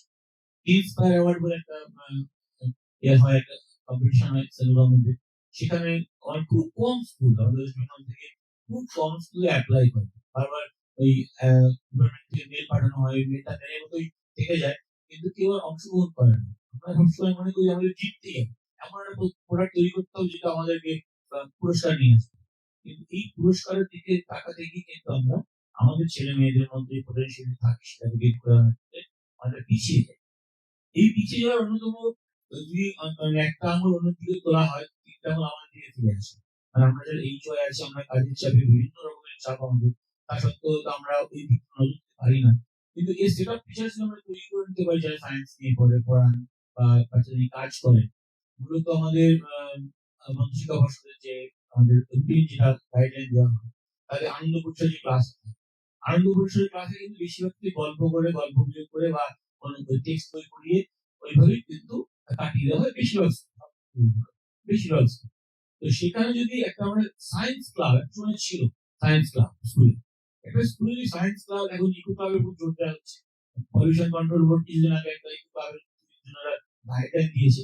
তো ইকো ক্লাব, সায়েন্স ক্লাব, এগুলো যদি তৈরি করা হয়, ছেলে মেয়েদের মধ্যে একটা সংস্কৃতিও ডেভেলপ, এবং সেখানে যদি আমরা বাচ্চাদেরকে, এটা আমার মানে এক্সপিরিয়েন্স থেকে বলছি কি, যে আমরা যদি বাচ্চাদেরকে একটা রাইট হাত করতে বলি, আজকে তোমাদের তো একটা সময় দেওয়া হলো যে তোমাদের বিভিন্ন রকমের চিন্তাধারা মাথার মধ্যে আসে। দেখবেন বাচ্চারা অনেক সময় নিজের মতো করে তৈরি করার চেষ্টা করে, বাড়িতে যেটা করলো, ছোট হোক বড় হোক, স্যার ম্যাডামকে দেখা, কোনো কোনো টিচার উৎসাহিত হয়ে সেটাকে গ্রহণ করে, কেউ বলে বাহ ভালো হয়েছে বলে আর কিছু বলি না আমরা। কিন্তু সেই বাচ্চাকে যখন উৎসাহিত করার চেষ্টা করি, তাহলে কিন্তু আগামী দিনে সেই বাচ্চার কাছে আমরা একটা জায়গা পাবো। কারণ হচ্ছে খুব কম ছেলে মেয়ে আছে যারা এখন মেইন স্ট্রিম করতেছে। তো আমাদের বিদ্যালয় থেকে হচ্ছে যখন থার্ড সেমিস্টার যে ছেলেটি র্যাঙ্ক করেছে, তাকে যখন জিজ্ঞেস করে তুমি কি নিয়ে পড়বে, তখন সাংবাদিক জিজ্ঞেস করছে শুধু ম্যাথমেটিক্স, আমি ম্যাথমেটিক্স নিয়ে পড়বো, আমি রিসার্চ করবো। আমাদের এই ধরনের ছেলেদের যদি আমরা না করতে পারি, যারা ফিজিক্স নিয়ে পড়বে, কেমিস্ট্রি নিয়ে পড়বে, বায়োলজি নিয়ে পড়বে, জুলজি নিয়ে পড়বে, হোরালি নিয়ে পড়বে, তাদেরকে কিন্তু আমরা আগামী দিনে কিন্তু ইনোভেটিভ কিছু পাবো না। রিসার্চ যে জগৎটা, সেই জগৎটা কিন্তু ক্রমশ সংকুচিত হয়ে আসছে। তো আমরা যদি ক্লাস 8 থেকেই কোনোভাবে করতে পারি, তাহলে আমার মনে হয় যে একটা সময় আসবে যে আমাদের ইনোভেটিভ কাউন্সিলের মাধ্যমে অনেক নতুন নতুন ইনোভেশন আমাদের কাছে আমরা প্রকাশ করতে পারবো। আমি একটা ছোট্ট একটা ভিডিও দেখাবো, এক মিনিট। আমি একটু দেখাবো, যেটা ইনোভেটিভ কাউন্সিল 2024 সালে আমরা শ্যামানবাবুর কাছ থেকে আমরা মানে ডিপার্টমেন্ট গুলো পেয়েছিলাম, আমরা কাজে শুরু করেছিলাম অনেকটা। এবং রিসেন্ট টাইমসে আমাদের স্কুল এডুকেশন ডিপার্টমেন্ট সারা রাজ্যের 25টা স্কুলকে চুজ করেছে, যে 25টা স্কুলে 25 জন সায়েন্স টিচার, তারা আমেরিকান যে কনসুলেট আছে আমাদের, আমেরিকান কনসুলেটের লিঙ্কন রুমে গিয়ে সেখানে একটা একদিনের ওয়ার্কশপ হয়েছিল। তো সেই ওয়ার্কশপে বিভিন্ন স্কুল তাদের কাজে, বিভিন্ন কাজের মধ্যে স্টেম ওয়ার্ক, স্টেম নিয়ে কিছু কাজ হচ্ছে। তো স্টেম এর বিষয় নিয়ে কাজ করতে গিয়ে আমার একটা প্রজেক্ট আমরা দেখিয়েছিলাম, যেটা যারা এশিয়ান আমেরিকান কনসুলেটের তরফ থেকে, তারাও বলেছে এই ধরনের কাজ ওয়েস্ট বেঙ্গল হচ্ছে, খুব ভালো লাগছে। তো আমরা সবসময় কিন্তু আমরা দিশারি হয়েছে, আমাদের ওয়েস্ট বেঙ্গল সবসময় লিডিং পার্ট নিয়েছি, আজকেও নিচ্ছে, আগামী নেবে। তো আমরা যদি আমাদের বাচ্চাদের কাছে এই বার্তাটা পৌঁছে দিতে পারি, তাহলে বাচ্চাদের ক্ষেত্রে পৌঁছে দেওয়ার ক্ষেত্রে আগে আমাদেরকে মোটিভেশনটা আমাদের থাকা দরকার, আমরা এই বিষয়ে আমাদের মোটিভেশনটা থাকা দরকার। আমাদের মোটিভেশনের পরে আমরা টিচারদেরকে একটা টিচার্সকে আমরা মোটিভেট করতে পারি। টিচার বলে এত ক্লাসের চাপ, এত সমস্যা, ক্লাসের চাপ সমস্যা সত্ত্বেও কিন্তু মানে বেশ কিছু স্কুল কাজ করছে। তো এই যদি আমরা ভালো দিকটাকে গ্রহণ করি, তাহলে আমরা কিন্তু সেই ইন্সপায়ার হয়ে সেই কাজটাতে এগোতে পারবো। তারপরে যে আমরা যদি টিচারদের ইন্সপায়ার করতে পারি, আর টিচার বাচ্চাকে ইন্সপায়ার করি, আমার যদি 10টা বাচ্চাকে আমি এখানে তুলে আনতে পারি ক্লাস 8-এ, তাহলে আমরা নারিশ করলাম, বিভিন্ন রকমের ইন্সপায়ার অ্যাওয়ার্ডে পাঠালাম, বা আমাদের ইনোভেশন কাউন্সিলের যে একটা সেট অফ স্টুডেন্টস লাগবে আমাদের, তাদেরকে কাজ করলাম, সপ্তাহে একটা দিন ওয়ার্কশপ করলাম বিভিন্ন ভাবে। যদি আমাদের একটা সময় তৈরি হয়েছে হাব স্কুল, হাব স্কুল এখনো যে কনসেপ্টটা আছে সমগ্র শিক্ষা অভিযানে, যে হাব স্কুলে 5 সপ্তাহ স্কুলকে নিয়ে যদি একটা কাজ ওয়ার্কশপ হলো, অন্য স্কুলে সায়েন্স টিচারকে নিয়ে এসে আমরা যে কাজটা করলাম, তাহলে পরে এটা যে একটা ইনিশিয়েটিভ, একটা কালেক্টিভ ইনিশিয়েটিভ নিলে পরে কিন্তু আমাদের এই প্রোগ্রামটা সাকসেসফুল হবে। নাহলে কিন্তু এই যে ওয়ার্কশপ আছে সারাদিনের যে আমাদের কাজটা, সেটা এখানেই স্থগিত থাকে, এরপরে এগোবে না। কনফিউজ হয়তো সেটা নিয়ে ভাবনা চিন্তা করবো।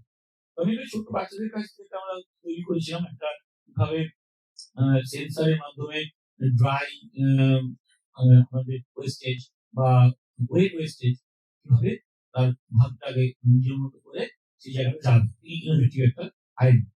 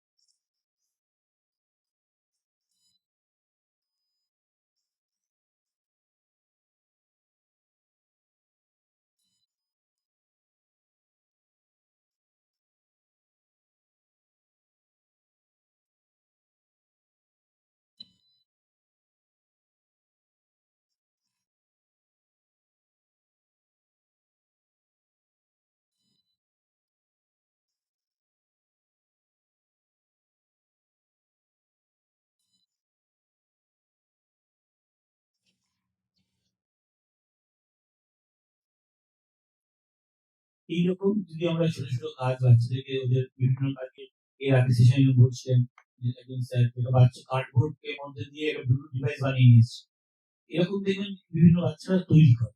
তো ওদের যদি আমরা উৎসাহ দিই, আগেকার একটা সময় ছিল যখন আজ থেকে বছর 10-15 আগে হাতে কলম বিজ্ঞান বলে একটা ক্লাস 8 এর বই দেওয়া হতো। তো হাতে কলম বিজ্ঞান সেই ধরনের বইগুলো বা এখন এই ইন্টারনেট নির্ভর, এই ইউটিউব নির্ভর এরকম অনেক কিছু পাওয়া যায়। যে স্টুডেন্টদের মধ্যে যদি এটাকে আমরা যদি ইনস্টিল করতে পারি, তাহলে আমার মনে হয় ইনোভেটিভ কাউন্সিল যে কাজ সেটা কিন্তু আগামী দিনে অনেক বেশি ফ্রুটফুল হবে। আর অটল টিঙ্কারিং ল্যাব নিয়ে যেটা বলছেন স্যার, যে অটল টিঙ্কারিং ল্যাব 2019 পর থেকে বন্ধ আছে, আর দেওয়া হচ্ছে না। আর যেগুলো যে সমস্ত স্কুলগুলো আছে খুব কম স্কুলেই খুব সাকসেসফুল রান করছে, বেশিরভাগ স্কুলে তালা বন্ধ হয়ে পড়ে আছে। তো কোনো কিছু ইনফ্রাস্ট্রাকচার আমরা পাচ্ছি যে তার যদি ইমপ্লিমেন্টেশন ঠিক মতো আমরা না করি, বাচ্চাদের যদি আমি মোটিভেট না করি, তাহলে পরে কিন্তু এটা কোনো মতেই সম্ভব হবে না। তো এই কারণে আমার একটা আবেদন থাকবে যে টার্গেট অডিয়েন্স আমরা যদি 8 থেকে শুরু করি, তাহলে সেই বাচ্চাকে আমরা 12 যখন আমরা পাস করছে সায়েন্স নিয়ে, তখন যাদবপুর বিশ্ববিদ্যালয় থেকে শুরু করে বিভিন্ন ক্ষেত্রে তারা যাবেন। কারণ হচ্ছে এখন মেইন স্ট্রিমের কলেজ, আপনাদের হয়তো একটি অভিজ্ঞতা আছে যে মেইন স্ট্রিমের কলেজগুলো কিন্তু এখন ছাত্র অল্পতায় ভুগছে, কারণ সেখানে স্টুডেন্টরা যাচ্ছে না। তাই কলেজগুলো এসে কেরিয়ার কাউন্সিলিং করতে চাইছে বা স্টুডেন্টের সঙ্গে ফেস টু ফেস, একটা 11-12 স্টুডেন্টের সঙ্গে ফেস টু ফেস সেশন করতে চাইছে। ইভেন বিভিন্ন রামকৃষ্ণ তার থেকে বাদ যাচ্ছে না। ফলে এই যে একটা সময় তৈরি হচ্ছে, ছেলে মেয়ে সংখ্যাটা কমে যাচ্ছে, বিজ্ঞানের সংখ্যা কমে যাচ্ছে, আমাদের মতো আমরাই একটু পারবো যে বাচ্চাগুলোকে আবার নতুন ভাবে একটা দিশা দেখানোর জন্য। তো আইসিএল কাউন্সিলের উদ্যোগটা অত্যন্ত সাধু, এবং এর জন্য আমরা গর্বিত যে আমরা এমন একটা সময় এইচওয়াই যারা আমরা আছি, এরকম একটা ট্রেনিং এর ওয়ার্কশপে আমরা সুযোগ পাচ্ছি। আর শ্যামানন্দ নতুন নতুন আইডিয়াস নিয়ে আসছেন।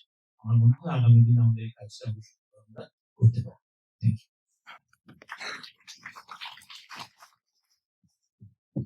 শান্তনুকে ধন্যবাদ। হ্যাঁ, শান্তনুকে ধন্যবাদ যে এত সুন্দর করে তার নিজের কথা বললো। এখন ব্যাপার হচ্ছে যে আপনাদের মধ্যে থেকে অনেক এর আগের সেশনে একটা পেয়েছি আইডিয়া যে ছাত্রছাত্রীদের ইনস্ট্রুমেন্টেশন যে সমস্ত জিনিসগুলো আছে তারা পরীক্ষাগারে সরাসরি উচ্চতর যে গবেষণাগার সেটা দেখতে চাইছি, বা এরকম যদি দেখানো যায় যাদবপুর ইউনিভার্সিটিতে স্যারের কাছেও আবেদন গেল যে তারা যদি দেখাতে করে বা ওদের ল্যাবরেটরি যেগুলো রয়েছে সেগুলো ওরা দেখাবে। আমাদের কলেজেও আসতে পারেন, আশুতোষ কলেজে, সেখানে উচ্চতর গবেষণা ল্যাবরেটরি আছে, সেগুলোতেও আমরা কিন্তু ছাত্রছাত্রীদের অ্যালাউ করি উইথ পারমিশন অফ প্রিন্সিপাল। তো এইগুলো বলে রাখছি আর কি আপনাদের এর জন্য। আর এখন যাকে ডাকবো তিনি ডক্টর পরিমল কুন্ডু। উনি এমন একজন টিচার ফিজিক্সের, চান্দ্রা হাই স্কুল থেকে এসেছেন আরামবাগ, যিনি আর্থিক এবং অনেক সামাজিক বাধা বা পারিবারিক বাধা অতিক্রম করে তিনি যে সমস্ত পেটেন্ট নিয়েছেন, উনি ওনার সঙ্গে গল্প হচ্ছিল একটু আগে, এবং এইরকম যে একটা উৎসাহ যে এত বাধার সৃষ্টির মধ্যে বাধার মধ্যে উনি কাজগুলো করে যাচ্ছে, এবং কাজ মানে একটা বেশ ভালো, উনি মাত্র একটা দেখালেন ভিডিও, সেটা দেখে আমার বেশ ভালো লাগলো যে কি করে এরকম একদম স্কুলের পরিমণ্ডলের মধ্যে থেকে এটা করতে পারছে। উনি ওনার অভিজ্ঞতার কথাটা বলুন স্যার, একটু সংক্ষেপে বলবেন, এরপরে আমি একটু অডিয়েন্সের মতামত।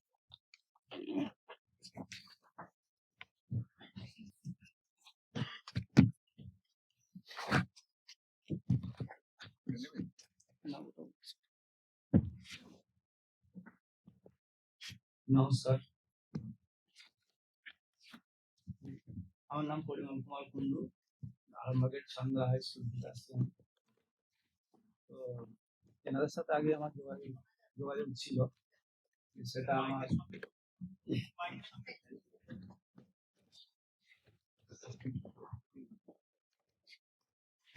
যোগাযোগটা কিভাবে হয়েছিল সেটা বলছি। এখন আমার দুটি গবেষণা, দুটিতেই আমি পেটেন্ট পেয়েছি, গ্র্যান্ট হয়েছে, এবং আরেকটি গবেষণা এখন এক্সামিনেশন পর্বে আছে, আশা করছি পেটেন্ট পাবো। তো আমি 2002-03 সাল থেকে আমি গবেষণা শুরু করেছি। তো 2014 সালে আমি প্রথম পেটেন্ট ফাইল করি। সেই পেটেন্টটি গ্র্যান্ট হয় 2021 সালের ডিসেম্বর মাসে, আর সেকেন্ড পেটেন্টটি এই গত মাসে গ্র্যান্ট হয়েছে। তো প্রথম প্যাটেন্টে গ্র্যান্ড পাওয়ার পর থেকে অর্থাৎ 21 সালের পর থেকে আমি কিন্তু ফিল্ডে নেমে পড়েছি। প্রথমে টাটা মোটরস, অশোক লেল্যান্ড, মারুতি টারুতি যত অটোমোবাইল কোম্পানি আছে সবার কাছে গেছি, গিয়ে ফেলিয়ার হয়েছে। ফেলিয়ার হওয়ার পরে আমি সরাসরি প্রধানমন্ত্রীকে চিঠি লিখেছিলাম। তো চিঠি লেখার পরে প্রধানমন্ত্রীর অফিসের সাথে আমার প্রায় 1 বছর মেল চালাচালি হয়েছিল, ম্যান টু ম্যান, তারপরে ডিপার্টমেন্ট টু ডিপার্টমেন্ট, এনআরডিসি থেকে একবারে এআই পর্যন্ত। লাস্ট এআই গেছিলাম পুনাতে। সেখানে ওনারা আমার কাছ থেকে যা রিকোয়ারমেন্ট চাইলেন, যা যে ওয়ান্টিং চাইলেন, সেগুলো একটা কোম্পানি ছাড়া দেওয়া সম্ভব না। তো আমি বলেছিলাম যে তাহলে আপনাদের সাথে তো অনেক কোম্পানির যোগাযোগ আছে, তাহলে আপনারা আমার টেকনোলজিটাকে কোম্পানির কাছে প্রমোট করুন, ওনারা এইগুলো ওয়ান্টিংস গুলো আপনাদেরকে দেবে। ওনারা বললেন যে এটা আমাদের এখতিয়ারের বাইরে, এটা হচ্ছে আমাদের ইন্ডিয়া। এই কথাগুলো বলার কারণ হচ্ছে এটা হচ্ছে আমাদের ভারতবর্ষ পিছিয়ে যাওয়া দেশ। আমার অভিজ্ঞতায় তাই মনে হয়েছে যে ভারতবর্ষ এখনো কিন্তু উন্নত দেশগুলোর থেকে বোধহয় 100 বছর পিছিয়ে আছে। তো আমি কিন্তু লড়াই থামাইনি, এখনো লড়াই চালিয়ে যাচ্ছি, এনাদের সাথে যোগাযোগ রাখছি। তো এই পারপাসে এই যে আমাদের উচ্চ মাধ্যমিক শিক্ষা কাউন্সিলের কাছ থেকে আমি যা ইনফরমেশন পেলাম যে আজকে প্রোগ্রাম হচ্ছে, আমি চলে আসছি। আমার মনে হয়েছে যে বসে গেলে হবে না, বসে গেলে দেশও বসে যাবে, লড়াই আমাদের চালিয়ে যেতে হবে, শেষ দেখে ছাড়তে হবে। তাই যে দেশের সংস্কৃতি নেই, কালচার নেই, সেই কালচারটাকে তুলে আনতে হবে। তুলে আনতে গেলে সেটাকে গ্রাসরুট থেকেই তুলে আনতে হবে। আচমকা আকাশ থেকে পড়ে গেলে কেউ তার কদর দেবে না, এটা আমি বুঝেছি। তো সেই হিসাবে এনাদের যে উদ্যোগ, সেটাকে আমি স্বাগত জানাই। তো আমার গবেষণার বিষয়টা একটু ছোট করে বলছি।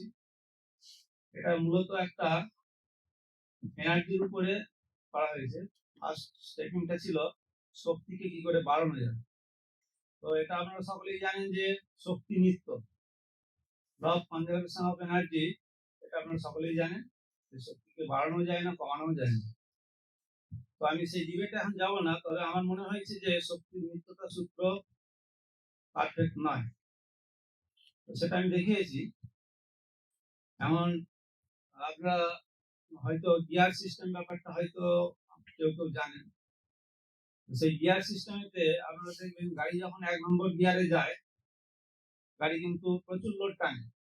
একটা লরিতে প্রচুর লোড আছে, একটু উঁচু রাস্তা, সে কিন্তু 4 নম্বর গিয়ারে যেতে পারবে না, স্টার্ট বন্ধ হয়ে যাবে, তাকে 1 নম্বর গিয়ারে যেতে হবে। মানে 1 নম্বর গিয়ারে কি তার ফোর্সটা, মেশিনের যে ফোর্স, সেটা বাড়িয়ে নেওয়া হয়। তার উল্টো দিকে কভারিং ডিস্টেন্সটা কমে যায়, অর্থাৎ ফোর্স ইনটু ডিসপ্লেসমেন্ট মানে ওয়ার্ক ডান, সেটা কিন্তু সব জায়গায় কনস্ট্যান্ট। আপনারা যখন টিউবওয়েলে পাম্প করেন, জল বার করেন, সেখানেও দেখবেন যে ডগার দিকে ফোর্স অ্যাপ্লাই করলে সহজে চেপে যাচ্ছে, গোড়ার দিকে অ্যাপ্লাই করলে সহজ হচ্ছে না। তার মানে এই নয় যে গোড়ার দিকে অ্যাপ্লাই করলে আমার মানে এনার্জি হয়ে যাচ্ছে, লস হচ্ছে, তা নয় কিন্তু অন্য ব্যাপার। তো সেই কনসেপ্টটাকে মানে উল্টানো হয়েছে, মানে ওই কনসেপ্টের উপরে কাজ করে দেখানো গেছে যে এনার্জিকে বাড়ানো যাবে। যেমন ধরুন একটা সাইকেলের উদাহরণ দিচ্ছি। সাইকেলের যে গিয়ার থাকে, সেই গিয়ারের সঙ্গে দেখবেন চাকার রিং গিয়ার থাকে, স্প্রকেট লাগানো থাকে। আপনি যেটাই প্যাডেল করছেন, সেই গিয়ারটাকে যা রেডিয়াস তাই রেখে দিলেন, দিয়ে যদি পিছনের স্প্রকেটের রেডিয়াসটাকে বাড়ান, যদি বাড়াতে থাকেন, তাহলে দেখবেন সহজে সাইকেলটা কোনো কষ্ট হচ্ছে না, কিন্তু সাইকেলটা খুব সামান্য বাড়াচ্ছে। তাহলে তার লোড বেশি টানা যাবে, কিন্তু সাইকেলটা যাবে কম। এভাবে যদি স্প্রকেটটাকে আপনি একবারে সাইকেলের যে হুইলটা পিছনের, তার সার্কামফারেন্সে যদি লাগিয়ে দেন, তো খুব ইজিলি সাইকেলটাকে চালানো যাবে। কিন্তু আপনার এখান থেকে ওখানকে যেতে 15 মিনিট সময় লাগবে।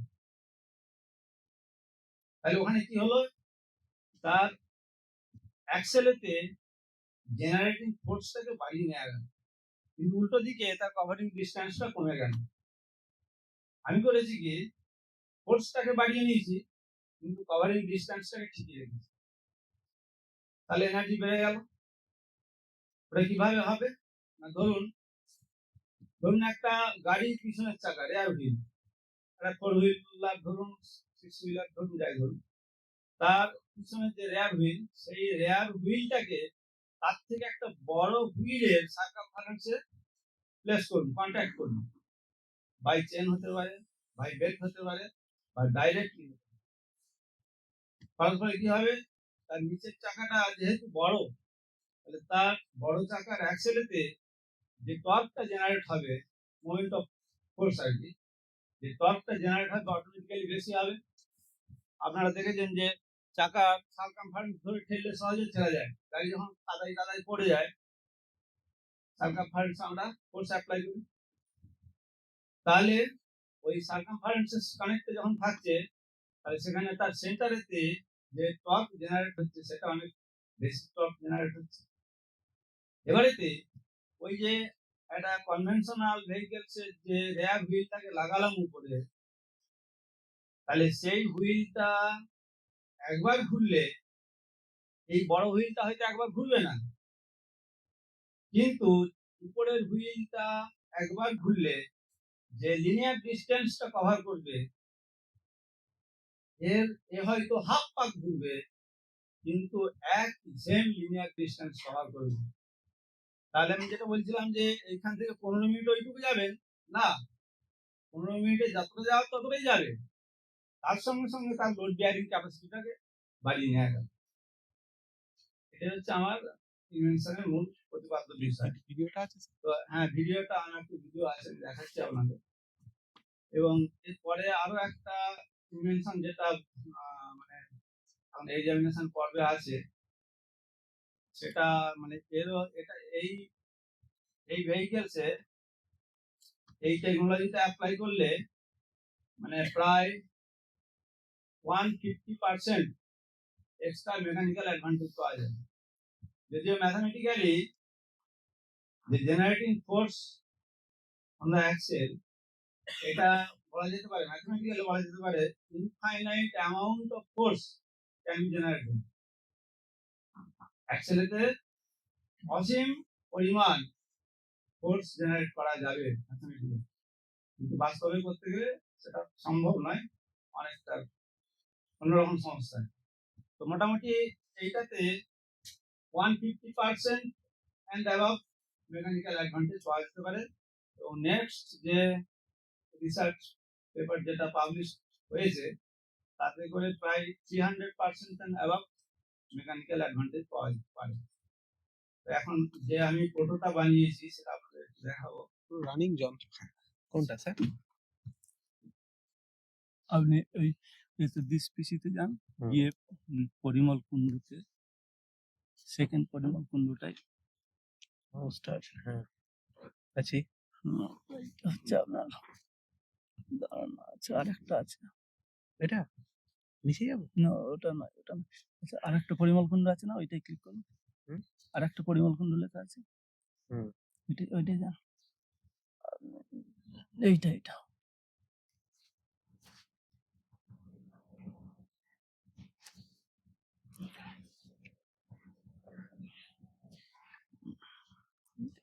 খানিকটা কেটে দিন এটা, এটা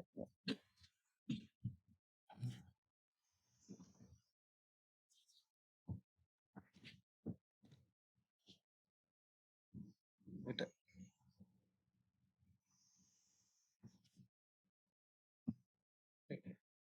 এটাই ওনার বানানো গাড়িটা। বলুন ওইটা গাড়িটা আসছে।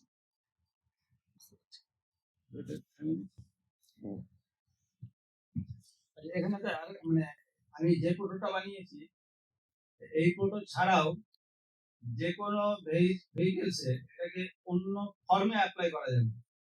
এইটা করার ক্ষেত্রে আমার সুবিধা ছিল কি, আমি বাজারে যে সমস্ত ইকুইপমেন্টস অ্যাভেলেবেল ছিল, যেসব ডিভাইস গুলো বাজারে কিনতে পাওয়া গেছে, সেইগুলো দিয়ে করার ক্ষেত্রে এই পড়োটা আমার কাছে বেশ সুটেবল মনে হয়েছে। যেটা করতে গেলে আমি নিজের থেকেই পারবো, কিন্তু অন্য ভেহিকেলস অ্যাপ্লাই করতে গেলে কিছু জিনিস তৈরি করে নিতে হবে, আর সে এক আধটা জিনিস তো কোম্পানি আমাকে তৈরি করে দেবে না।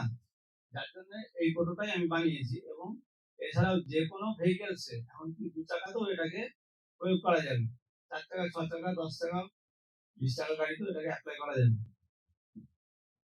চালাবো স্যার। আর এই টোটোটার ক্ষেত্রে যেটা আপনারা দেখছেন, এইখানেতে কিন্তু ওই যে নিচে পিছনের যে বড় চাকা দেখছেন, এই বড় চাকার অ্যাক্সেলেতে কিন্তু কোনো লোড নেই। সমস্ত লোডটা ছোট চাকার উপরে আছে, এবং ছোট চাকার থেকে বড় চাকার ওই সার্কামফারেন্স, ওই বড় চাকার উপরে লোডটা আছে। বড় চাকার অ্যাক্সেলেতে কিন্তু কোনো লোড নেই। বড় চাকার অ্যাক্সেলটার কাজ হচ্ছে ওই যে ফোর্সটা ওর সার্কামফারেন্সে পড়ছে, সেই ফোর্সটা বড় অ্যাক্সেলের, বড় চাকার অ্যাক্সেলে ট্রান্সমিট হয়ে ও শুধু পুশিং ফোর্সটা অ্যাপ্লাই করছে, শুধুমাত্র গাড়িটাকে ফেলবার জন্য ফোর্স অ্যাপ্লাই করছে, ওর কিন্তু অ্যাক্সেলেতে কোনো লোড নেই। এবং এইটাকে ঠিকভাবে যদি ব্যবহার করা যায়, মূলত ট্রেনের ক্ষেত্রে কিন্তু আরো বেশি অ্যাডভান্টেজ পাওয়া যাবে। কারণ ট্রেনের যে বাস টাস ইত্যাদি রাস্তায় চলতে গেলে যেসব ভেহিকেলস গুলোকে অনেক আপ ডাউনের মুখে পড়তে হয়, বাচ্চাই করতে হয়, এখানে তো সেটা হয় না।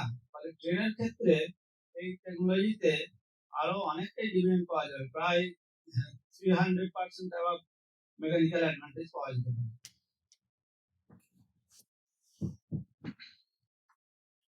আর কিছু ভিডিও আছে স্যার? ডিজাইন নকশাগুলো দেখাবেন? হ্যাঁ, দেখাই। কোথায়? এখানে? ওখানেই আছে সব। এর মধ্যে? পেপার কাটিং আছে কিছু, ওগুলো দেখানোর দরকার নেই।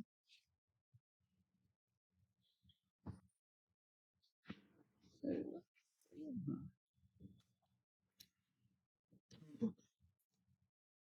এই যে। এটা তৈরি, হ্যাঁ, এটা তৈরি করার মানে বিভিন্ন স্টেজ আর কি।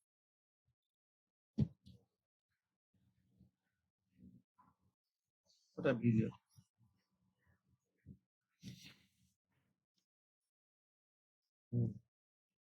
আর কিছু আছে?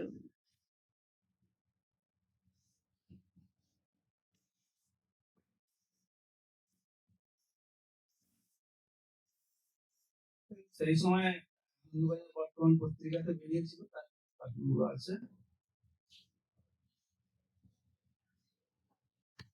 কিছু নিউজ চ্যানেলেও দেখিয়েছিল।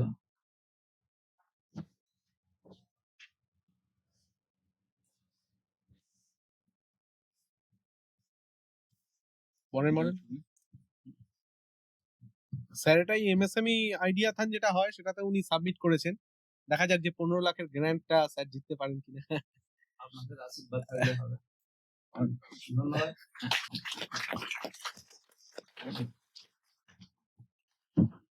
এরকম ডেডিকেশন থাকলে বোধহয় অনেক কিছু বার করা যাবে।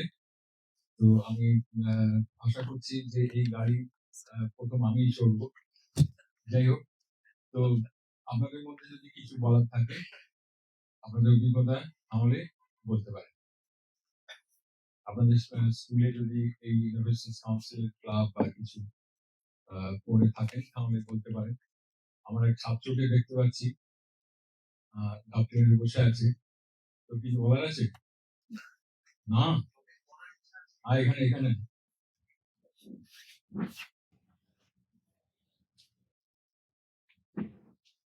ওখান দিয়ে চেহারা যা করেছে ওখানে বলতে হয়। আসতে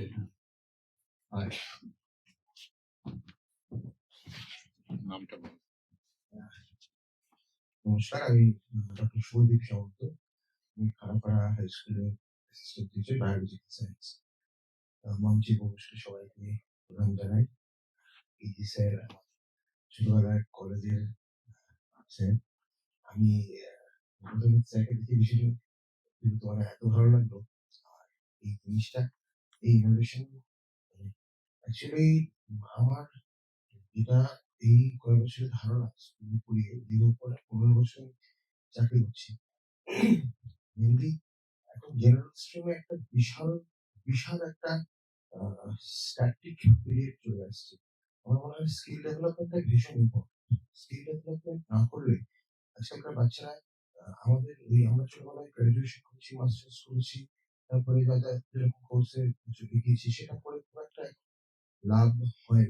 জেনারেলি যদি আমরা ইঞ্জিনিয়ারিং বা ওই ডাক্তারের দিকে স্টুডেন্টদেরকে মোটিভেট করি, সেটা একটা দিক, সেখান থেকে একটা বিশাল ভালো কিছু হয়, তাও সেটা একটা সময় গিয়ে ওই চাকরিতেই আবদ্ধ থেকে যায়।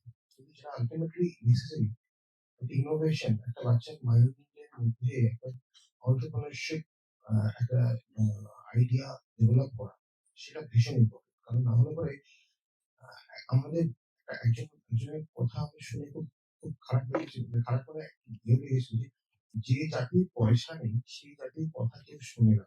আমাদের বাঙালিদের কিন্তু পয়সা নেই, পয়সা কিন্তু চাকরি দিয়ে আসে না, পয়সা কিন্তু আসে ব্যবসা করে। ব্যবসার জন্য অন্টারপ্রেনারশিপটা ভীষণ ইম্পর্টেন্ট আছে। যদি ব্যবসা না করি আমরা, নতুন নতুন জিনিস যদি না আবিষ্কার করি বা নতুন নতুন ভাবে যদি আমরা সেগুলোকে না মোটিভেট করে চালনা যদি আমরা না করতে পারি, তাহলে কিন্তু আমাদের এই চাকরিজীবী হয়ে আমরা থেকে যাচ্ছি। কখনোই সেটা খারাপ নয়, কিন্তু একটা লেভেলের পরে চাকরিজীবী কিন্তু তার নিজের পরবর্তী প্রজন্মকে কিছু টাকা ছাড়া কিছুই সেরকম দিয়ে যেতে পারে না, সামান্য এক্সপিরিয়েন্স ছাড়া। ব্যবসা কিন্তু একটা আইডিয়া দিয়ে যেতে পারে, সেখান থেকে অনেকটা এগোতে পারে পরের জেনারেশন। সেই জন্য স্যারদের যে আইসি এর যে পরিকল্পনাটা বা এই যে আইডিয়াটা 2016 থেকে এটা স্টার্ট হয়েছে, খুব দুর্ভাগ্যবশত ভাবে আজকে আমরা 2025-এ এসে তার একটা ধারণা কেবলমাত্র পাচ্ছি।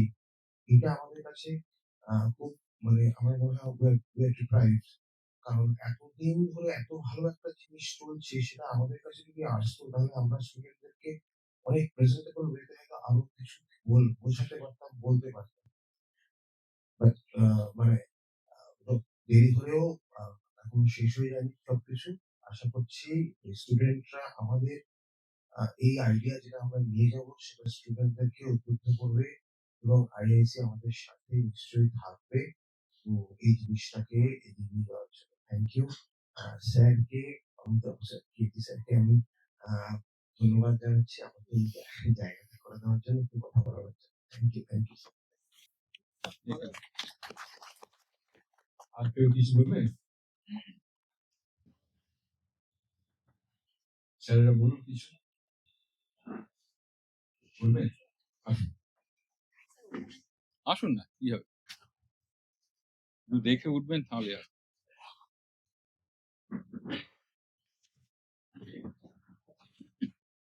স্কুলটা বলবেন আর নাম। আমার নাম দীপান্বিতা সরকার। আমি হাওড়ি গুরুনাথ হাই স্কুলের হেডমিস্ট্রেস। মঞ্চে উপস্থিত বিশিষ্ট ব্যক্তিদের আমার প্রণাম জানাই এবং আমার সামনে আমার যারা কলিগরা আছেন তাদেরকে আমার শুভেচ্ছা। আজকের সেশনটা অ্যাটেন্ড করে আমার খুব ভালো লাগলো। যেটা শেয়ার করার জন্য এখানে এলাম, আমি জানি না বিষয়টা প্রাসঙ্গিক হবে কিনা। আমাদের টিচারদের কাছে মনে হয় ইনোভেশনের প্রথম জায়গা হচ্ছে আমাদের টিএলএম।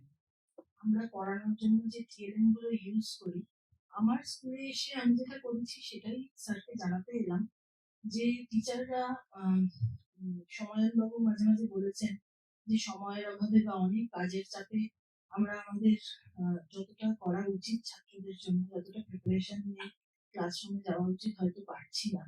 আমি ছাত্রদের দিয়ে একটি টিএলএম ক্লাব তৈরি করেছি। সেখানে বড় ক্লাসের ছেলেরা একটা ক্লাস শেষ হয়ে যাওয়ার পরে এই যে এখনকার সময়টা, সেই সময় তার নিজের ক্লাসের জন্য টিএলএম তৈরি করে। আমার মনে হয়েছে এই সেশনটা শুনতে শুনতে এখান থেকেই বোধহয় ওদের এই ইনোভেশন কাউন্সিলের সূত্রপাত এইটা ধরেই আমরা করতে পারি। তো একটা ছাত্র যখন পড়াশোনা একটা চ্যাপ্টার পড়লো, তারপরে তাকেই দায়িত্ব দেওয়া হলো বা দল করে দেওয়া হলো যে ওরা জিনিসটা অ্যাপ্লিকেশন বা একটা মডেল সেটা তার ছোট ভাই বোনেদের জন্য তৈরি করে রাখলো। তাতে টিচারের সুবিধা হলো যে তিনি কিছু রেডিমেড টিএলএম পেয়ে গেলেন তার মধ্যে ওদের কাজগুলোর থেকে বাছাই করে, এবং ছাত্রর পড়াশোনাটার ফাউন্ডেশনটা মনে হয় আরো অনেকটা ভালো হলো। আমি জানি না আমি ঠিক ব্যাখ্যা করলাম কিনা ইনোভেশন কাউন্সিল ব্যাপারটা। তো এভাবে আমি করেছি এবং এনাদের সাহায্য পেলে তো নিশ্চয়ই আমরা আরো অনেকটা এটা নিয়ে ভাবনা চিন্তা করতে পারবো। সকলকে ধন্যবাদ। নমস্কার। দেখে নাও। খুবই ভালো লাগলো ম্যাম। এই ধরনের কোনো আইডিয়া যদি কারোর থাকে তাহলে বলতে পারেন, আমাদের হাতে একটু সময় আছে।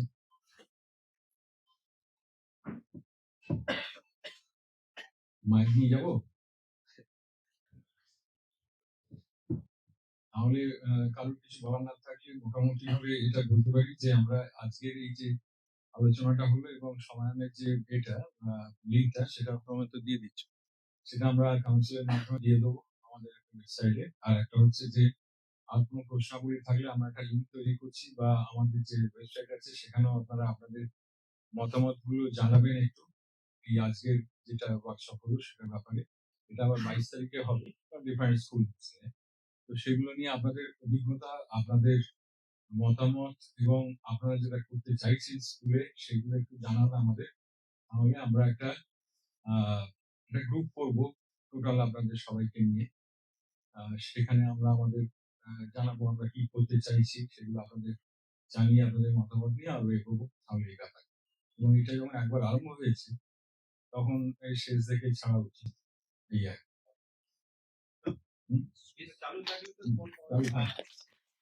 তো এই হচ্ছে ব্যাপার। তাহলে আপনাদের সবাইকে ধন্যবাদ জানিয়ে আপনারা সবাই লাঞ্চ করেছেন এটা ধরে নিচ্ছি না, মানে হয়েছি তো আবার। আচ্ছা, তাহলে এখানে শেষ করলাম।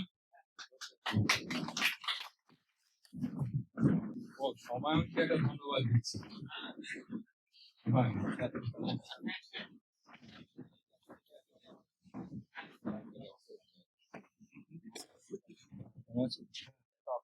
এটা কি রে?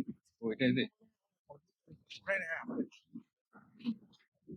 আমার প্রেজেন্টেশনটা আর কিছু চেঞ্জ করা দরকার। ভালো হয়েছে, এই দুপুরে বলি না এটা মানে আমাকে পাঠিয়ে দিয়েছে।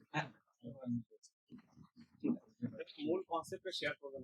হ্যাঁ স্যার ওটা কি ওয়েবসাইটে স্যার আপনার এই স্লাইড গুলো আমি স্যারকে দিয়েছি। ওইটাই বলছি রিচ করা যাবে কালকের মধ্যে কাল না হলে অন্তত কম্পিউটার ওয়েবসাইট দেখা যাক আমরা চেষ্টা করি। নিশ্চয়ই আসল সামান্য আইডিয়া ছিল কিন্তু আজকে অনেকটা ডিটেইলস স্টার্ট তো হ্যাঁ হ্যাঁ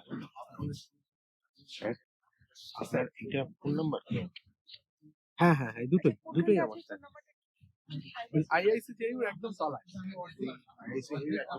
ওই সাইটের মধ্যে পাশেই হ্যাঁ দুটোই আমার একটা স্যার আপনাকে ফোন করলে কখন নাগাদ ফোন করি? 6টার পরে করুন ঠিক আছে স্যার আপনার ইমেল আইডি হ্যাঁ ওই অফিসিয়াল মেল আইডিতে দিলেই হবে।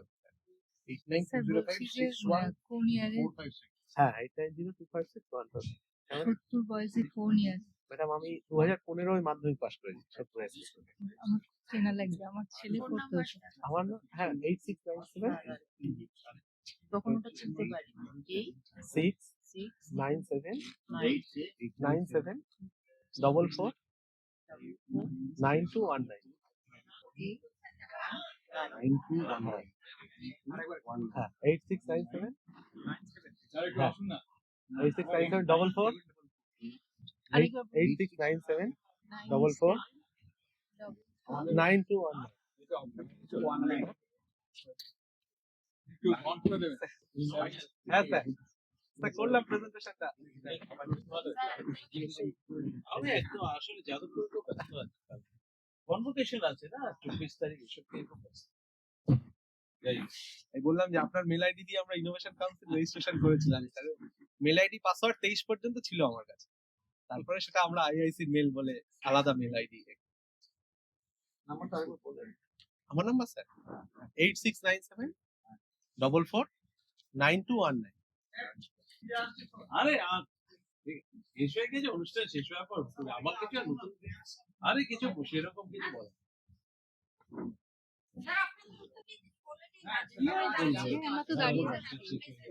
হ্যাঁ বসছি স্যার বলেন। আর বলার কিছু নেই। হ্যাঁ যাই হোক আজকে দুটো হাফ ডে হলো। এটা basically Jadavpur university institute innovation council তাদের সাথে আমি নিজে যেহেতু যাদবপুর ইউনিভার্সিটি প্রফেসর দীর্ঘদিন ধরে আছে, 3 দশকের বেশি, ইনফ্যাক্ট 34 ইয়ার্স। 34 ইয়ার্স আমি যাদবপুর ইউনিভার্সিটি প্রফেসর প্লাস আমার 4 বছরের স্টুডেন্ট, আমার 38 ইয়ার্স যাদবপুর ইউনিভার্সিটির সাথে। তো যাদবপুর ইউনিভার্সিটিতে ইনস্টিটিউট ইনোভেশন কাউন্সিল যেটা, ওটা হচ্ছে all India council of technical education এবং ইউজিসি রেকমেন্ডেশন অনুযায়ী আমরা এটা ফর্ম করেছিলাম। তখন আমি প্রো ভাইস চ্যান্সেলর ছিলাম। যাদবপুরে প্রবেশ ছিলাম 2019 থেকে 23, তখন এটা করা হয়েছিল। ইনস্টিটিউট ইনোভেশন কাউন্সিল আমাদের একটা উদ্যোগ, যেটা হচ্ছে ইনোভেশন রিলেটেড সমস্ত অ্যাক্টিভিটিস গুলোকে প্রমোট, যেটা আমাদের মুখ্য উদ্দেশ্য। তো সেইটা এখন এইচএস কাউন্সিলে থাকার পর এখন আবার আমি যাদবপুরেও আছি, দুটো জায়গাতেই আছি। সেই হিসেবে আমরা একটা চাইছিলাম যে আমাদের আইআইসি ইনস্টিটিউট ইনোভেশন কাউন্সিল, তার প্রেসিডেন্ট হচ্ছে প্রফেসর রাজীব বন্দ্যোপাধ্যায়, তিনি ছিলেন এখানে, তার সাথে আমার কথা হলো। আমরা চাইছিলাম যে আমরা স্কুলের ব্যাপারেও কিছু আমরা ইনিশিয়েটিভ নেই, স্কুল লেভেল ইনোভেশন। স্কুলেও কিন্তু অনেক রকম ইনোভেটিভ কিন্তু কাজকর্ম করা যায়, বিশেষ করে সায়েন্সের যারা স্টুডেন্ট আছে, নট অনলি সায়েন্স, আমরা যে কোনো স্টুডেন্টই হতে পারে, কিন্তু সায়েন্সের ক্ষেত্রে এটা ভীষণভাবেই কিন্তু প্রযোজ্য। তো তাদেরকে নিয়ে যদি কোনো ইনোভেটিভ কনসেপ্ট থাকে, তো সেখানে Jadavpur university IIS always will take part. সেখানে আমরা তাদেরকে সাহায্য করবো বা তাদেরকে আরো কি করে সেটা কারেক্ট পাথওয়েটা দেখাতে পারে, সেই ব্যাপারে আমরা ইনিশিয়েটিভটা নেব। এবং ইনোভেশন রিলেটেড প্রচুর কিন্তু এভিনিউজ রয়েছে, যেখান থেকে আপনার স্কুল লেভেলে ফান্ডিং সব থেকে বড়, যেটা গুরুত্বপূর্ণ। সেই ফান্ডিং এর ব্যাপারগুলো কিন্তু অনেকেই অনেক রকম কিন্তু আপনারা জানেন। তো সেই ব্যাপারে আপনাদের সমস্ত যারা এই ফিল্ডে যারা আছে, যারা স্কুল লেভেলে, যারা এইচওয়াই গুলো বা তাদের রিপ্রেজেন্টেটিভ যারা রয়েছেন এখানে, যারা ইনোভেশনের সাথে যুক্ত, তাদেরকে সেই খবরাখবর দেওয়া, তাদেরকে সেই ডিরেক্টিভ দেওয়া, সেটা আমাদের মুখ্য উদ্দেশ্য। যাতে আপনারা আমাদের স্কুল লেভেল বাচ্চাদেরকে আপনারা মোটিভেট করতে পারেন towards innovation, towards innovative thinking. এই ব্যাপারগুলোর জন্য আমরা এটা ডিটেইলি কিন্তু আমরা এটা করেছিলাম, এবং ভবিষ্যতে এটা ইচ্ছে আছে আরো ব্রডার লেভেলে আরো বেশি করে এটাকে ছড়িয়ে দেওয়া হবে, যাতে আমরা ডিস্ট্রিক্ট লেভেলেও এটাকে নিয়ে যেতে পারি। যাতে ডিস্ট্রিক্টে আমাদের অনেক ভালো ভালো স্কুল আছে, সেই সব স্কুলেও কিন্তু তাদের অনেক বাচ্চাদের মধ্যে তাদের কিন্তু এটা একটা বিল্ট-ইন কিন্তু ট্যালেন্ট, সেই ট্যালেন্টটাকে যাতে আমরা, সেই বাডিং ট্যালেন্টটাকে যাতে আমরা ইনকালকেট করতে পারি, সেটাকে যাতে নারিশ। তো এই ব্যাপারগুলো যদি হয়, তাহলে অবভিয়াসলি সেই সব যারা বাচ্চারা, তারা ভবিষ্যতে আরো অনেক বেশি তাদের প্রসপেক্ট থাকবে, তাদের ফিউচার সিটিজেন অফ ইন্ডিয়া হিসেবে তারা আরো অনেক বেশি ফ্লারিশ করতে পারে। তবে সেটা আমাদের মুখ্য উদ্দেশ্য। তো সেই ব্যাপারে Jadavpur university IIC definitely will take part, এবং আপনাদের সাথে হ্যান্ডস অন করে একসাথে হাত মিলিয়ে আমরা যাতে সেই ডিরেকশনে এগিয়ে যেতে পারি। তো সেটা আমাদের এগুলোর দিকেই হচ্ছে এটা একটা ফার্স্ট একটা মানে স্টেপিং স্টেপ প্রায় বলা যেতে পারে। তো সেটা এই জাতীয় জিনিসগুলো আরো বেশি আমরা ইনভলভ হব। আপনাদেরও যদি কোনো স্পেসিফিক সাজেশনস থাকে, এখানে সময় রয়েছে, প্রফেসর রাজীব বন্দ্যোপাধ্যায় ছিলেন, সময় আছে, সময় খুব active young faculty Jadavpur university, তাদের সাথে আপনারা সবসময় কন্ট্যাক্ট করতে পারেন। Will just give you all possible help and direction whatever it may be necessary, যাতে আপনারা এই ডিরেকশনে আপনাদের স্কুলকে, রেসপেক্টিভ স্কুলকে বা বাচ্চাদেরকে আরো বেশি আরো ফিউচার ডিরেকশনে আরো এগিয়ে।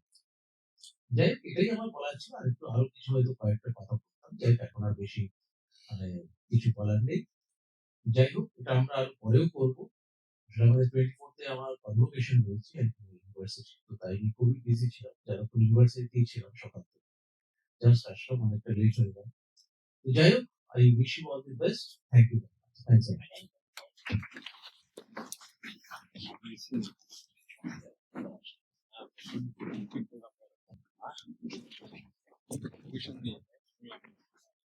এই সাউন্ডটা নতুন এসেছে, সাউন্ড সিস্টেম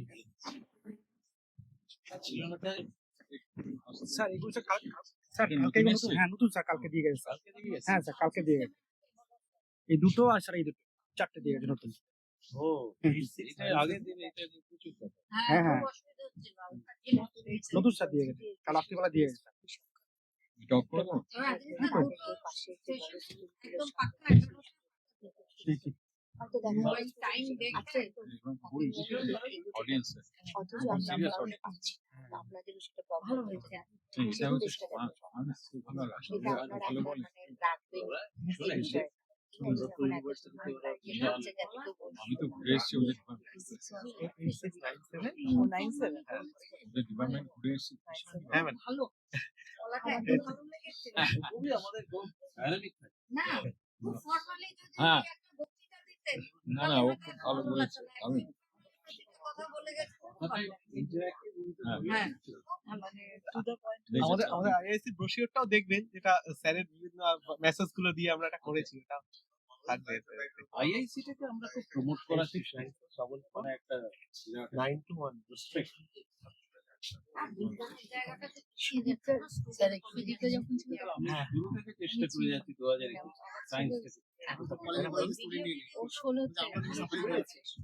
সারা দেখলাম 9% এখান থেকে এখন 14%। হ্যাঁ আমি আসলে খুব পরিচিত ছিলাম। হ্যাঁ আমি তার জন্য বলছি যে স্যার আমি স্যারের কাছে বসে এটা আছি। বিরাট দেখবেন স্যার না 25%। আমাদের স্কুলে এটা খুব আছে, আমাদের খুব ভেতরের দিকে সামনে কিন্তু আমাদের একটা রেগুলার অ্যাক্টিভিটিস হয় বিভিন্ন রকম মোটামুটি কিরকম attendance ছিল? ভালো একদম অ্যাটেন্ডেন্স বিভিন্ন ক্লে দিয়ে তৈরি করা বল কবে? আছে। আমি যোগাযোগ করবো আমাদের সঙ্গে সবাইকে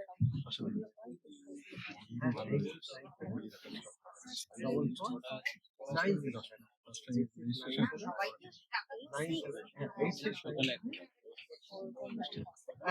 আমরা ম্যাডাম ভুলেই গেছি প্রথম 25 টা, এখন একটু বেশি হয়ে যাওয়ায় আমরা চেষ্টা করছি, দেখা যাক একটু। আমাদের বাচ্চাদের কাছে 9 to 1